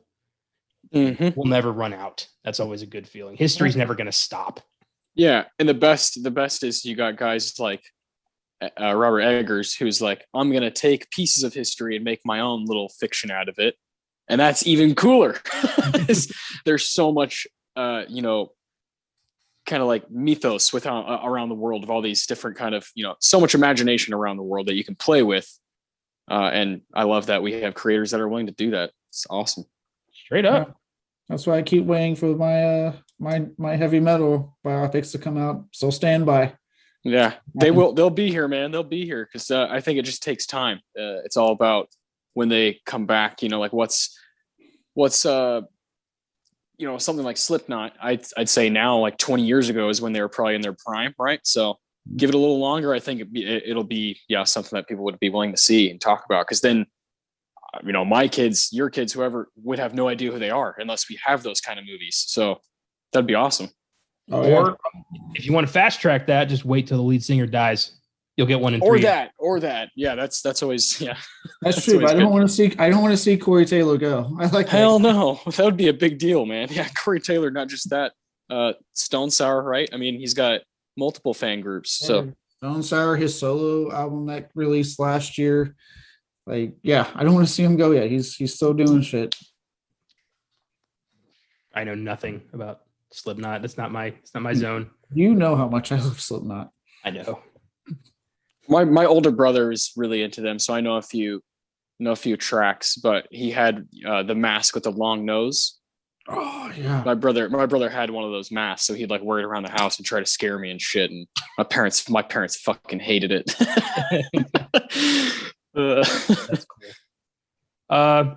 So yeah, circling back around, we love Patrick Wilson. We love Vera Farmiga. That's fantastic. The founder. Thank you. The rest of this cast, I don't know. Rory O'Connor. Rory, what do you think? I don't know. Does it matter? Apparently O'Connor. not. That's all I'm going to say is O'Connor. I'll take it. O'Connor plays Arnie Johnson, the possessed murderer. He played King Henry VIII. Yikes. The Spanish princess You ever seen a portrait of Henry VIII? He doesn't look like this. No. Have you seen a picture of Arnie Johnson? Doesn't look like this. Oh my God, this looks like a knockoff Lucas Hedges, this guy. And he's a poor man's Lucas Hedges as well, as far as talent goes. He is part of the reason this movie just didn't like work for me. It just every time he's on the screen, I'm like, he does not belong in a serious movie that's built on tone. He does not belong in it. Yeah, and you say he doesn't look like the guy. It's really striking when they do the classic, like, let's show the photos at the end of the actual people. And you see him, and he has a fucking curly ass hair on. You're looks like Shia LaBeouf from Even Stevens. What the fuck are we doing? Like, and I'm like, just get Shia LaBeouf. He has curly hair. He's doing good now. Oh, is he? No. Well, performance-wise, he's doing real good. Yeah. Can't say his personal life is improving. When your perp looks like Krusty the Clown, you shouldn't be casting, a Lucas Hedges knockoff. I agree, but he's handsome, and you can't have a fairly heroic character who's not handsome. We have yet to break that Hollywood stereotype. We'll ever break that Hollywood stereotype. Well, this kid's gonna play Buddy Holly in a biopic called Clear Lake. Fucking frightening. Yeah, a role that probably, admittedly, should have gone to Lucas Hedges. I'm gonna lie, he does. Yeah. Oh boy. That's just the beginning. There's others that are pretty bad in this movie too. Yeah. Sarah Catherine Hook plays Debbie Glatzel, Arnie's ding. girlfriend. Hook has played bit parts in Law and Order SVU and Nosferatu, and she's about to be the lead in the upcoming miniseries First Kill. I thought these movies were like successful. Am I wrong about that? Like the Conjuring franchise has been a big right. Let's calm down. Law and Order SVU. Are you kidding me right now? Oh man. But just like, is it so hard to get, good actors in these things? I mean, the fuck. I don't know. And I know you'll get to them, but the only outside of the person I liked in this movie was the kid at the beginning. But that's because someone was like, oh shit, that was the kid in Haunting of Hill House. I was like, oh, that's right. And I loved him in that show. He was like the only other one that I cared about. And he's in the movie for maybe 10 minutes. He was good. I'm getting a little tired of those, like, giant Coke bottle glasses for kids to show you that it's not the 2010s. It worked better in Hill House, I promise. Are those that kid's actual glasses? It might be, because he was wearing glasses in that show too. That's unfortunate. God, that kid needs to see a new optometrist. Get some nice, plastic lenses. That's unacceptable. Again, it worked better in Hill House, but that was also a far superior show to watch. So that kid is Julian Hilliard. Fairly decent actor, playing a possessed child's no easy feat, I would imagine. He was also one of the twins in WandaVision, which is pretty sweet. Oh, yeah. I didn't even think about that. I didn't even realize that. Okay. And he was in Color Out of Space. So this kid's had a really interesting career already. He was in oh yeah, he had that really like almost like tragic moment in the movie. Even I was like feeling bad for the kid. I like that movie a lot. So. This kid's like what, maybe 9-10 years old already, knocking it out of the park. Good for him. Yeah. So hopefully, if he doesn't have the meltdown that seems to happen to a lot of child actors, very bright future to him. Well, I'm hoping that with a lot of the, Harvey Weinsteins of the world finally being revealed and thrown the fuck out of Hollywood, maybe child actors won't have a lot to run from. Yeah, hopefully, because it was getting kind of ridiculous to the point that like these poor kids were just having meltdowns for a reason. Like it's once you realize what was going on, Hollywood's like this is why these kids are having meltdowns when they can become adults. Because think about the environment they've been in. Yeah. Oh my God.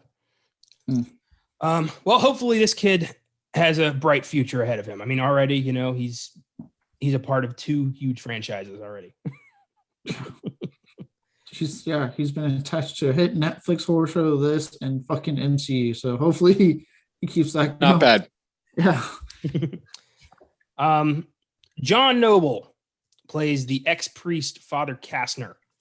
Oh boy. Noble is perhaps best known for playing Denethor, Steward of Gondor in The Lord of the Rings, The Return of the King, or for playing Dr. Walter Bishop on the TV show Fringe.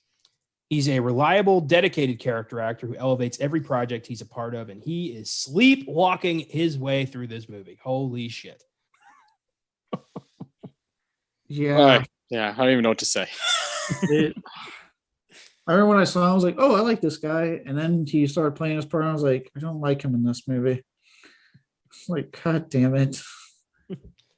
Never thought I'd hear the Steward of Gondor say, I have chicken shit on my hands. Yeah. Yeah, that was supposed to be like the comic relief 30 minutes into the movie. Fuck out of here. And he, this character totally steered me away from like kind of caring about the main plot, right? Yeah. This is when I revert back to like the first two Conjurings that stay kind of honed in and grounded. And this one's, the screenplay for this one is like, what? Where are we going now? Now we're at this giant fucking farm and this guy's got tunnels everywhere. This is a whole nother movie. And yeah, John Noble, like you said, he's you said he's like a reliable character actor until now.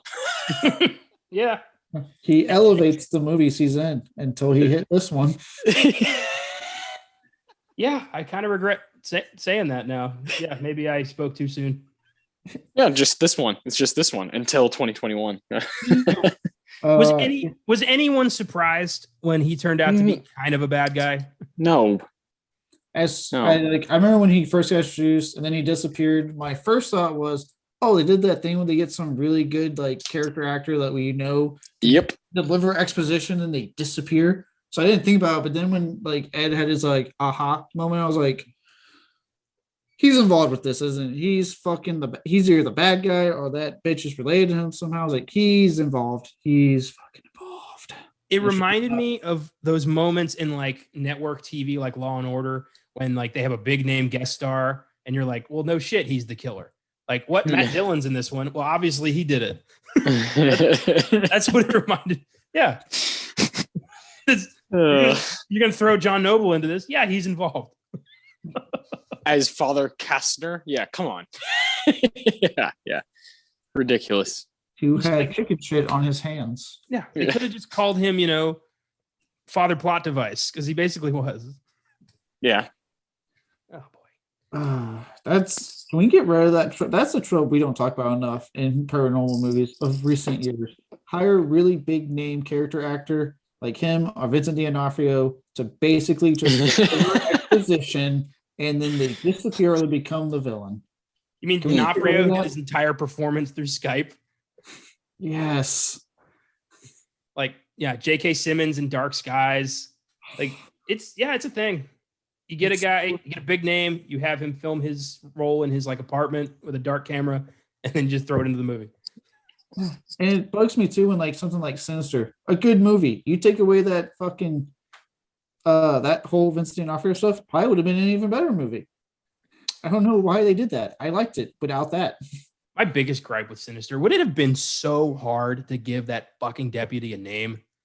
You're going to make him the hero of part 2. You're still calling him Deputy So-and-so. Look, I have a lot of complaints, not with the deputy in the first film, but the second film in general. I fucking hate too. Yeah. Major letdown. Yeah. Well, finally, we have Eugenie Bondurant plays the unnamed occultist. Again, just don't bother giving our characters names. She's our villain. Compared to Bathsheba and Valak, she ain't shit. No, I could kick her ass. Yeah. Yeah, I thought the actress did a good job. Like I liked her and like what she was doing with it. I just felt like she wasn't given a lot. I felt like it wasn't her fault. It was more like the script. Yeah. I thought she was trying. Yeah. All right. Fair enough. Yeah. And another like my biggest complaint with this movie is they're kind of like, look, we're the third one. We have this budget. So occasionally we're going to do something a little bit bigger. And with her, they would constantly do these kind of twisted, sideways or flashback type things where things are kind of morphing, and Vera Farmiga's like, whoa, I don't like all of that. All of that is where it starts teetering with, okay, you're not taking this serious enough. You're not making me believe what's happening right now on the screen at all. And that has a lot to do with, I think, this character. Again, I agree. I don't think it's the actress's fault. I think she has a pretty cool look. But yeah, there's some stuff that's like said there that makes no sense. I love that you had issues with like suspension of disbelief in this movie after part 2 had like the fucking crooked man. And no, it's none. I get it though. Yeah, you know what I mean. It's of course all these movies are you go into them with a realistic mind of obviously it's gonna be stretched, but those movies creeped me out. They kept The Exorcist. I've always told you I think it's a tad like overrated as far as now. Like it's not crazy scary or anything, but there's stuff that's said in the screenplay that makes me believe that shit's happening. Yeah. It really does. I'm like, oh my God, the doctor and Ellen Burstyn, they're talking to each other, and I believe what they're saying to each other because they're convinced, and that's not happening in this one. Yeah, it's like you said, those first 2 they do a good job, and what I was mentioning with when we're talking about the second one, of keeping you grounded, giving you characters that you can root for. That when the scares do happen, you're in it, like you feel it with the characters and with the story. With this one, it's like I didn't really give too much for shit of the characters outside of Ed and Lorraine Warren. And they were so determined to go bigger and badder with this one because they didn't want to do another haunted house movie. Yeah. That there wasn't a lot established on like, how do you achieve that? And even then, most of the scares still took place in some kind of closed location. It wasn't like there were scares happening in the woods, except for the whole like solving that one murder. Besides that, they were still going to a creepy location that no one else was at, and no one night scary shit was happening. At least, especially with a big overweight ghost. Did it bother you guys how easy it was for the Warrens to convince pretty much everybody in this film that something demonic was happening? Like the lawyer, the cop, they all just kind of got on board pretty fast. Oh, the cop, that guy loses the movie for me. That guy's giving one of the worst performances I've seen in a long time. When they're in the room and they're just like, okay, yeah, now all of a sudden I believe you. And Vera Farmiga's like, how about we help each other out? And he's just like, sure, let's go into the woods. I guess you can talk to the dead. What the fuck kind of cop is that? It's a Sergeant Clay is that character's name. Terrible. He was not good. It felt like they just were like, oh, let's throw this kind of when you throw into a cop character, it gives it kind of a relatability. You're like, oh, this is real life. This is what people do. They talk to the cops about stuff, and it just didn't work. Well, then the whole thing with the lawyer, like when they just like, hey, come to our house, have dinner, we'll show you the room. And he cuts back to her being petrified. I'm like, I mean, I know some people in the audience will laugh and I could hear them, but like, I remember just watching going, I don't get it. Cause like, I'm telling you right now, if I was that lawyer and you just showed me shit in your room and like, okay, cool. Still don't believe you. Like, you have to actually do something that would have terrified me to my core. Like it did her, for me to go, you know what? Maybe the devil's involved with this. And it's not like the Warrens are going to just let Annabelle out to potentially kill this woman just to prove a bit, prove a point. Yeah. Are you kidding? So can I come over and fuck with Annabelle? Come on. Like, can I have some coffee and mess with Annabelle? Like that just doesn't seem right. They literally established in the first film, Ed is interviewing that guy at the beginning of the movie and then quickly gets him out because he's like, we don't touch anything. Not like they were that this is nothing gets touched. Annabelle comes home, establish how quickly they need to put that shit back because of how things escalated throughout the movie. Literally, that whole movie happens because they accidentally left Annabelle's little box open.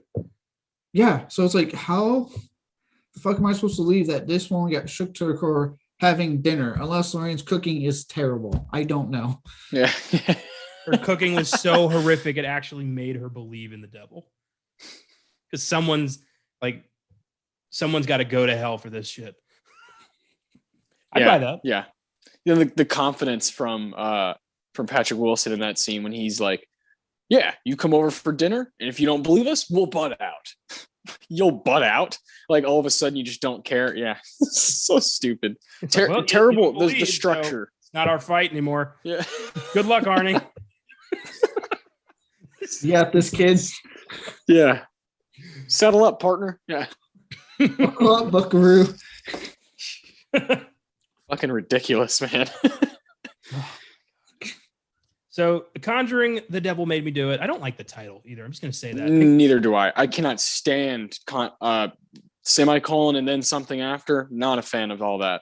Just a 3. Just a 3 would have been fine. Yeah, I would have been fine with just Conjuring 3. All right.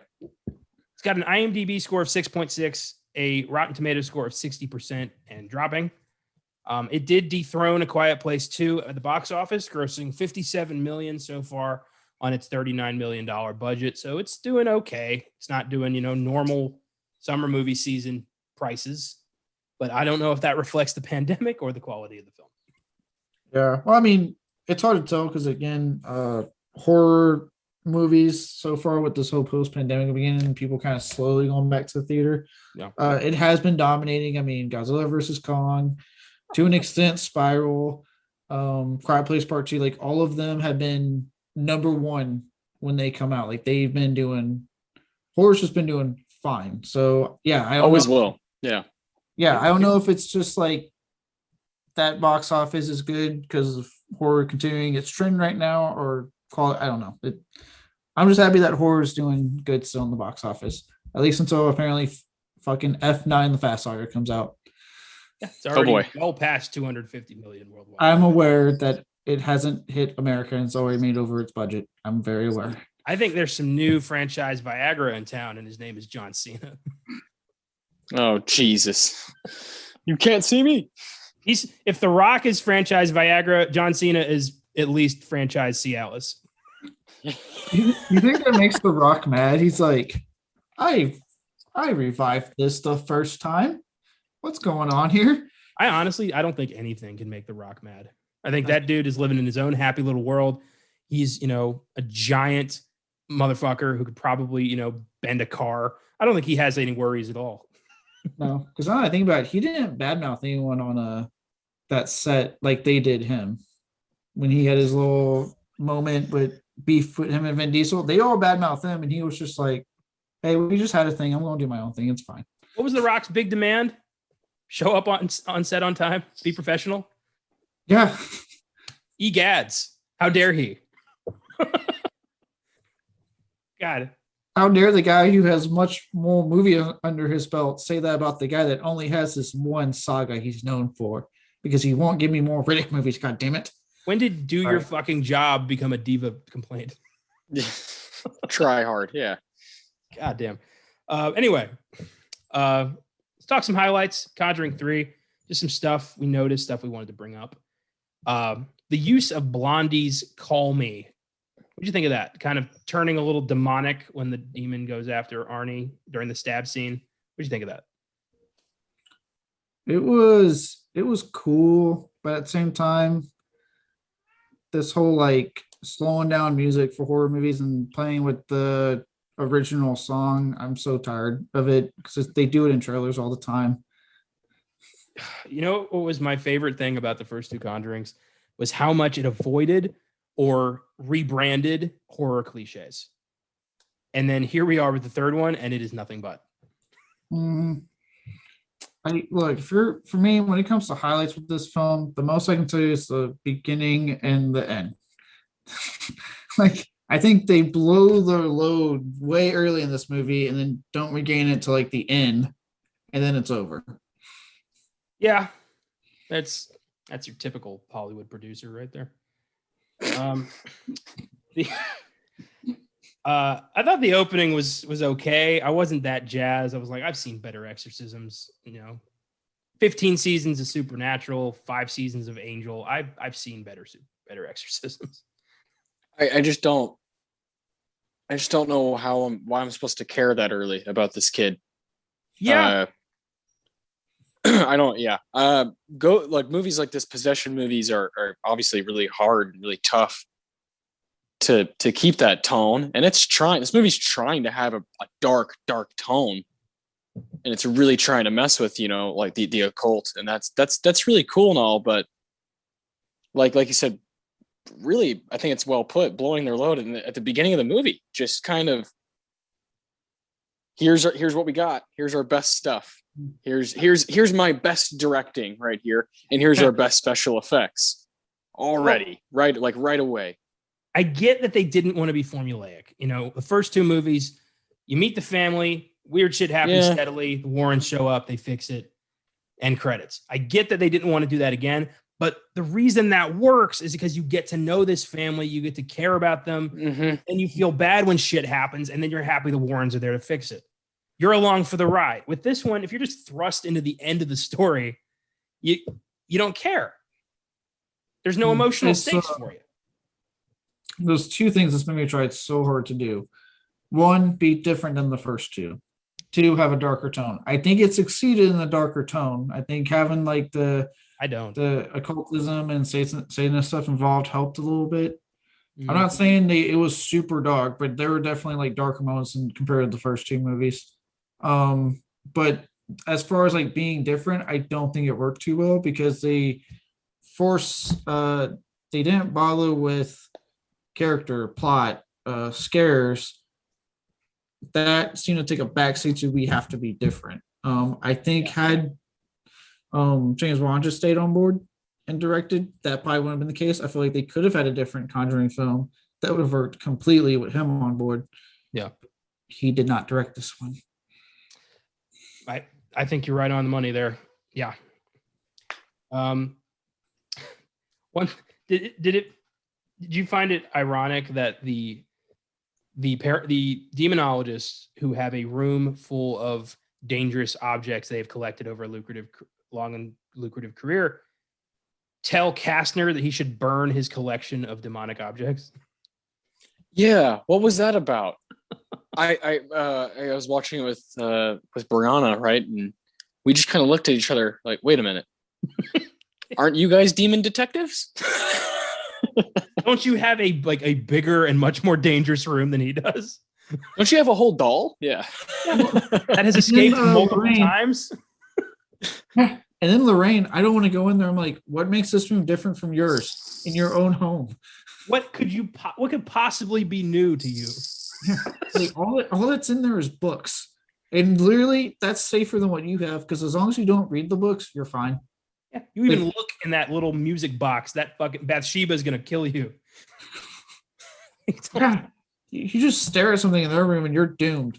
That room, hey, just don't read any of the books you see. Oh, okay, cool. Yeah, won't do it. Sounds good. We never really go into that whole, what was it, like cult of the Ram or something like that? Like the cult that Kastner like fought and it like disillusioned him. Like, where's that story? I would have loved to have seen that. Exactly. I think the ideal for this movie is like, it's a good idea. Like, have the ones involved in some kind of occult, satanic case, especially in that time period, the 80s, when like I said, satanic was big. I mean, it was to the point that, what is it, like Dee Snider had to go to court to defend fucking Twisted Sister, for Christ's sakes. Yeah. Like, so like, it's all there. Everything's there to make a good movie, but for some reason, it was like trying to do this occultist stuff with a Conjuring film, and none of it meshed. Mm-hmm. Another thing, we go to the Warrens' house multiple times in this film. Where the hell is their daughter? Okay, that was some Game of Thrones last season garbage, where they're not even explaining how he got anywhere. Yeah. How, and then they would just have these shots of the prison. Like, I'm supposed to fucking care about this prison that Arnie's at? Like it's Shawshank or something. Stop acting like this is a whole nother setting.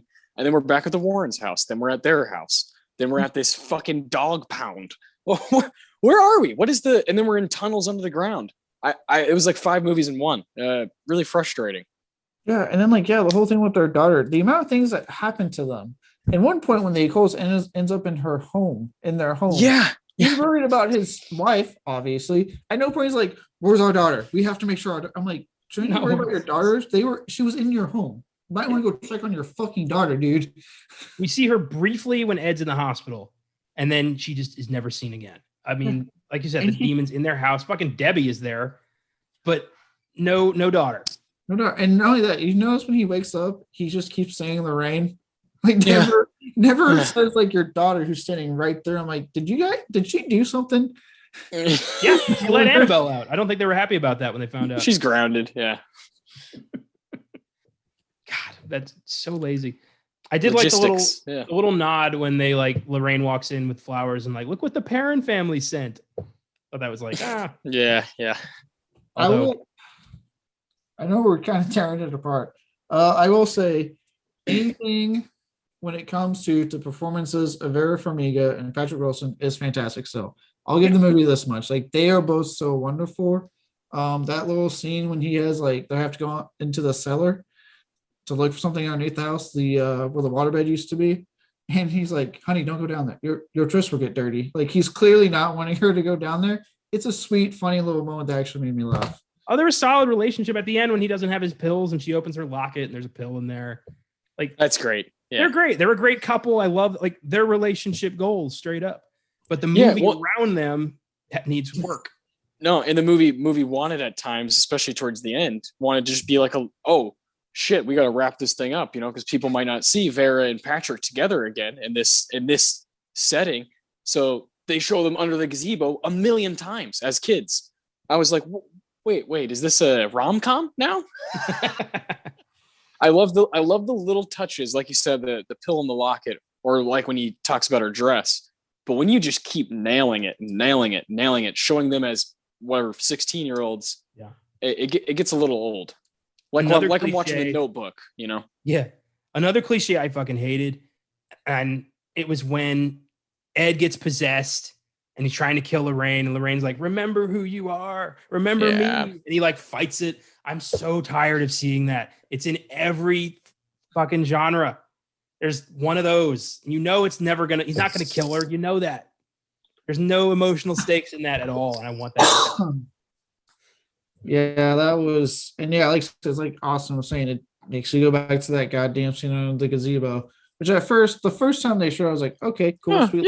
Yeah. But then they kept going back to it, and I was like, stop going back to the fucking gazebo. To the point that when they had that little moment where they have it at the end of the movie, I'm like, stop, I don't care anymore. Had you just shown that one time, this moment would have been awesome, but I don't care anymore about your goddamn gazebo. Yeah. I'm gonna have like PTSD one day, and like I'm going to go near a gazebo with like my significant other and be like, God damn it, not a gazebo. Question. So Arnie has had this demon like around him since the stabbing, right? It's clearly haunting him in the prison. It's with him. So how the hell was he able to read from the Bible and prove to Ed and Lorraine that he was no longer possessed? Because he clearly is. Or they have that line later in the movie where they're like, as long as she's not doing her ritual, apparently it leaves. Yeah. Well, how convenient is that? Yeah. No. The demon's gone. The demon's gone. It's get taking a fucking restroom break for a second. Yeah. He's napping. He's very tired. Yeah. That's some sideshow. Like, well, I can't read your mind today. The stars aren't in the right alignments. Come back Wednesday when I've learned more about you. That just makes me feel like I am at work sometimes. We're like, hey, can you do this? No, I can't. I don't like it. I'm going to take a break. That's what this demon was. I don't want to do this today. I'm just kind of tired, guys. He doesn't. Like, he's being, forced to do this by the Satanist. Also, at the end, when the Satanist is taken by the demon, were you kind of expecting it to be Valak? I was expecting that. A little bit. But at the same time, I was also getting annoyed with that scene because I was tired of Ed having his like little like action one-liners. I was like, Ed, shut up. Our soul needs to go back with them. Okay, we get it. I kind of figured. I know. I watched the fucking movie. That was a hell of a sledgehammer strike to take down that whole altar. I love that Lorraine's just like pushing this stone slab. Yeah, like it's gonna just fall over. Was that scene directed by Zack Snyder? The slow-mo. Oh man, I was like, what are we doing here? Oh my god. What happened with heart problems? Yeah, that kind of just went away, didn't it? During that whole scene, he's just like, well, I guess I no longer had a heart attack a day ago. I can just bolt through these tunnels, wave a sledgehammer around. It's really weird because at moments you can see like Patrick Wilson acting with the mindset of like, I'm playing a character with a heart disease or heart problem, because he has his like labored breathing and all that stuff, but then it just momentarily disappears. I've never had a heart attack. I've never known anyone who had one, or like how the post heart attack, living is, but I'm assuming those pills aren't like instantly clearing up whatever issue you have going on at the time. Like, we don't have medicine that can do that. No, I don't think they do. Lorraine Warren does, though. Yeah, she's got psychic pills. Yeah, exactly. So you saw how powerful she was. She can do anything. Apparently, yeah, she's like a fucking like witch. Yeah, I thought for a minute I was watching WandaVision. Yeah, she's an oracle. Like, she can straight up see, through the eyes of the dead. I like the first two kind of implies that like she's a little clairvoyant. She can kind of help. And this one, she's straight up superpowers. Yeah.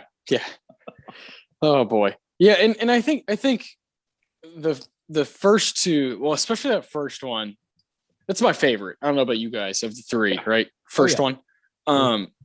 Lily Taylor is giving one of the best horror performances I've ever seen in my life, and that movie hinges upon her just shattering it. It really is. It rivals like Toni Collette in Hereditary for me. It's just out of this world type stuff, and balances out Ron Livingston. Yeah, legit good actors. Yeah. Lily Taylor is totally crushing it in the first one. She's part of the reason I believe that shit's happening in that movie. Is she scares the shit out of me. Yeah, Lily Taylor's really good in the first one, and yeah, Ron Livingston is Ron Livingston, but I kind of went with it in The Conjuring because I was me too. Oh, he's a dude with like how many daughters? Like no guy in the house. Like he's probably like deep down super tired. Yeah. Just like, man, I just want a nap. Yeah. It's like I just have all these kids. I just want a nap. With Ron Livingston in the movie, I just kept picturing the ghost of Bill Lumbergh just being like, yeah, if you could just move out, that would be great. Lumbergh? You fucked Lumbergh? Yeah, we need you to come in on Saturday. Ever since I've started working here, each day has been worse than the day before it. So every day that you see me, that's on the worst day of my life. What about today? Yeah, dude, that's messed up. I think the most alive his character is in the first Conjuring is when she wakes up and she's like, honey, you left bruises on me last night. He's like, what? Like, it's the most alive he gets. Like, I didn't know. So good. We had standard 70s husband and wife making love. That's all. I did not leave bruises on you. Yeah. Good God. One thing I will say, the reason this movie gets a 7 for me and not a 6 is there was one thing in this movie. Oh, damn, a 7. Wow. All right. Let's hear it. There's one thing in this movie that scared the shit out of me. It's the dead fat guy. Yeah. Reminded me of Scary Stories. Yes, it did. There's something about that shape in like the shadows that really gets under my skin. I don't know what it is. His intro scene was actually like really well done. When you kind of just see him turning, and it's like, Lorraine, wake up. Yeah. Lorraine. It's like, I'm about to die. He looks legit concerned. He's like, I don't want to get tackled by that thing. I have a heart problem. Come on. And then when he just like gets her arm off the thing and it just collapses. That was creepy. And then when that fucker comes back later, like, oh boy.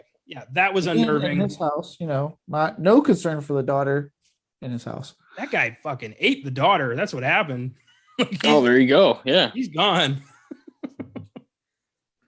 That's such an oversight. You think somebody on that set would be like, where's The actress who plays the daughter should have said something like, "Am I in the rest I'm of here. this movie? You need me on set there, Mike? No, you can go home."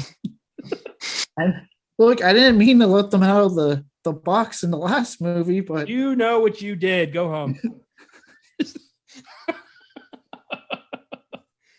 Oh boy. So yeah, I give this a 7. It's not nearly as good as the first two. I blame mostly a change in leadership, but like it has its moments. That dead fat dude, I'm gonna be thinking about that. I agree with you. I gave it a 7 as well.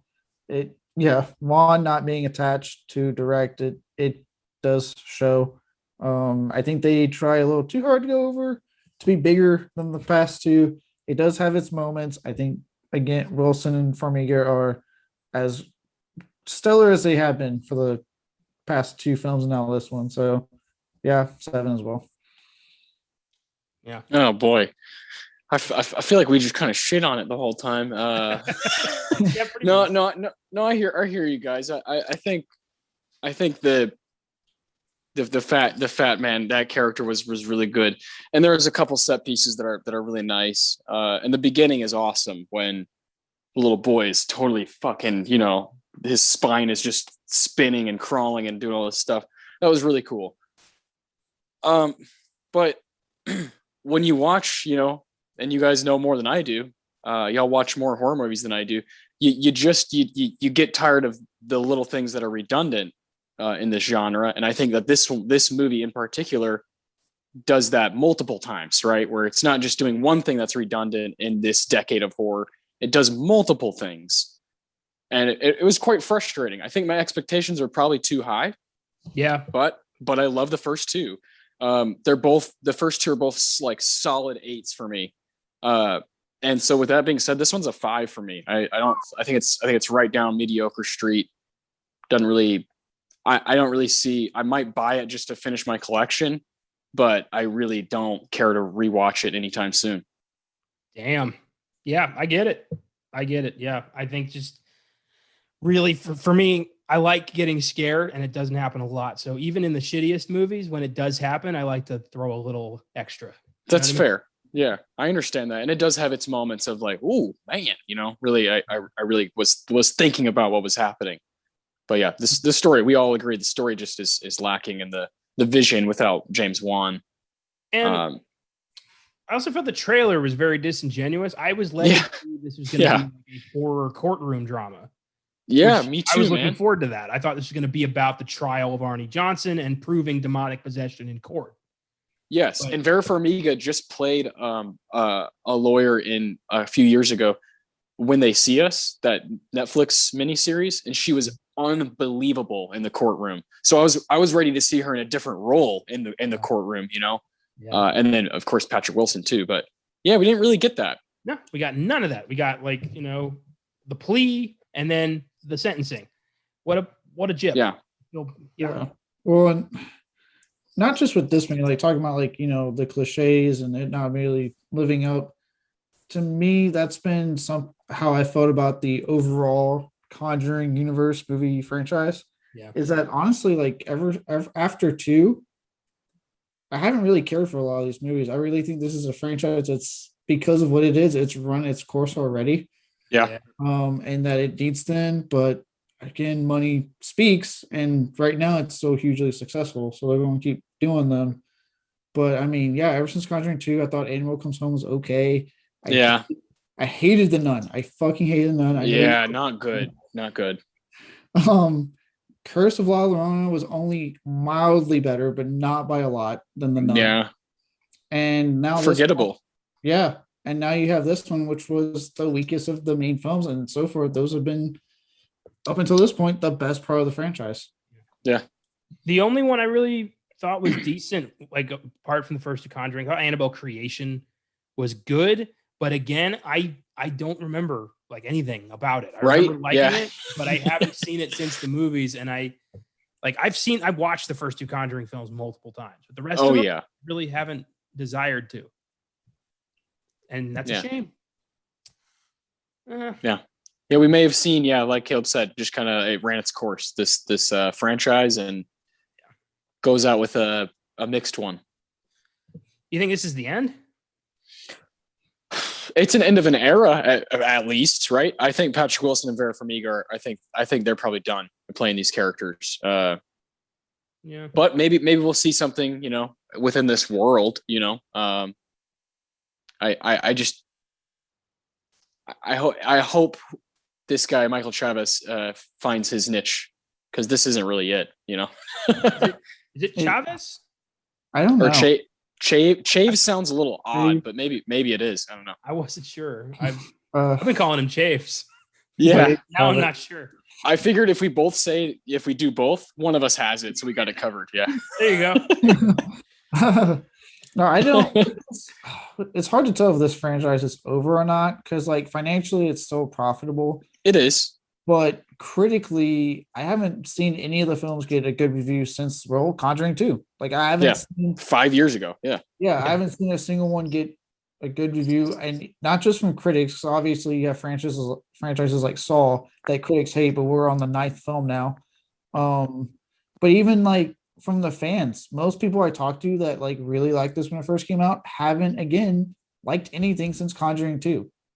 Like I haven't heard any of the other ones since then get from fans talked about it in a good way. So it's like, yeah, money wise, it could keep going, but the fan reception is going down bad on this. So, what are you doing to your legacy? If you have 8 films and only 2 of them are good, what are you doing? Right. That's hard to swallow.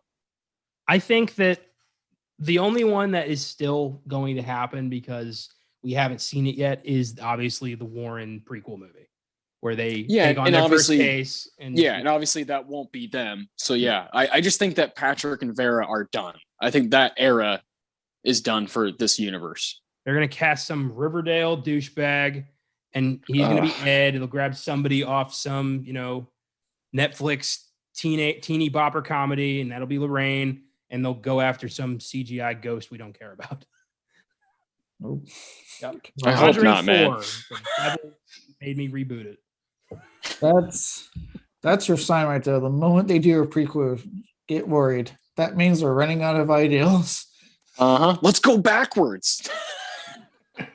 Because you don't know how to move forward. Yeah. Prequel, or if they ever send them in space. Those are like the two sides that we've officially done with ideals. I would love to see them just not give a fuck and just do like a Warrens versus Aliens movie. Oh yeah, Roswell. Oh, we were there. We were in Roswell, the Warrens. Conjuring 5 in space. Yeah. Oh my god. Yeah. You were talking about how prequels means lack of new ideas. Didn't they immediately do Annabelle after The Conjuring? Yeah.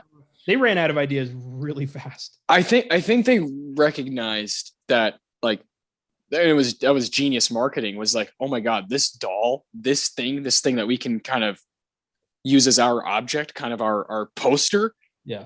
It's genius to do in horror, to have, Chucky, or to have Michael Myers, or to have a figure or a person or a doll, whatever it is good to have as like a thing that we recognize. Yeah. That it's time to get scared because fucking Annabelle's on the screen. I get it. I've got a Funko Pop of Annabelle. There you go. Have y'all ever seen the actual Annabelle, the doll? Yeah, it's just a Raggedy Ann doll. Yeah, it's a Raggedy Ann doll. That's a great metaphor for this franchise, I think. Like, just looks really scary, but you look underneath it, there's not really a lot to be freaked out about. It's it's the monster under the bed.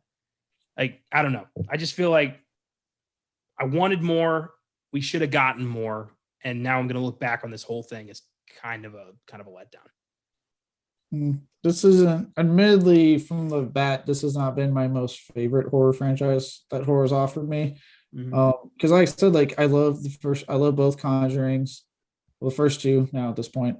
I like Animal Creation, but then everything outside of that has been okay to just terrible to me. And that's not a good batting average. Like, at least like the other Texas Chainsaw Massacre, Halloween, Friday 13th, Nightmare on Elm Street, Child's Play, Saw, even Paranormal Activity, like a good chunk of those franchises, a good chunk of those movies I like. What do you think?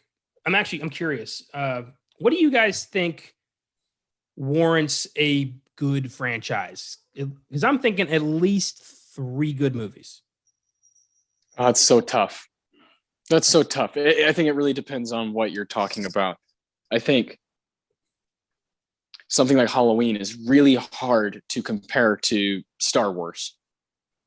I think it's so difficult. For me, I'm like a perfectionist to where it's like, even like I like probably 6 of the Harry Potter movies out of 8. But even then I kind of dog on it a lot, right? I love those because of it's great storytelling, but the movies within themselves, I can't say it's like a great franchise. I don't think I can say that because it's not all great. That's why like the Lord of the Rings trilogy, if I take The Hobbit out, that's the best because I see all those movies as perfect and just kind of awesome. Whereas Star Wars has too many just kind of lackluster whatever movies for me to say it's a great franchise. I think it's longevity and lasting impact are Yeah. probably 2 real key things. The fact that like I know I'm opening a wound here with James Bond here in a minute for you, Connor. Oh boy, yeah. That series has lasted 50 years. I mean, and people are so dying to see this new one. I mean, I know you're not the only one. Everyone's dying to see this fucking new one. So like, and that says a lot about that franchise right there, that 50 years on, it's still a thing. I mean, look at Godzilla versus Kong. Again, that's what 60 something years, like old as shit, and people flock to see Godzilla versus Kong. The Invisible Man, that's over 100 years, and yet it was one of the biggest hits out of 2020. Okay, I agree with you, although it's not 100 years. Universal has it was close to 100. Invisible Man came out in 1933. Yeah, 90 years, I guess, almost. Yeah. Oh yeah, 90. I'm sorry. Or like 87. Yeah. No, Connor. I think that's interesting. You said 3 films. Does that mean at least 3? Does it depend on how many there are in the franchise, or just at least 3? I think you have to, for franchises like James Bond and Godzilla, which have, well over 20, 30 films, you have to adjust that number. But as long as I'm reasonably entertained, I'm okay. Like, take Halloween, for example. Okay. I can watch the first Halloween and love it. I can watch Halloween 2 and accept it. I can watch 2018's Halloween, love it. To me, it's a decent franchise. But what about all the stuff in between? You just kind of like pick and choose, or like, do you take it into account when you're saying Halloween is a great franchise through and through? Yeah, Connor, what about the stuff in between? Yeah. Go on. Let's hear it. To be fair, I have not seen 4 through H2O. So I can't judge that yet. I can only judge what I have seen. What I have seen is so good that I think it kind of balances itself out. Okay. I like that.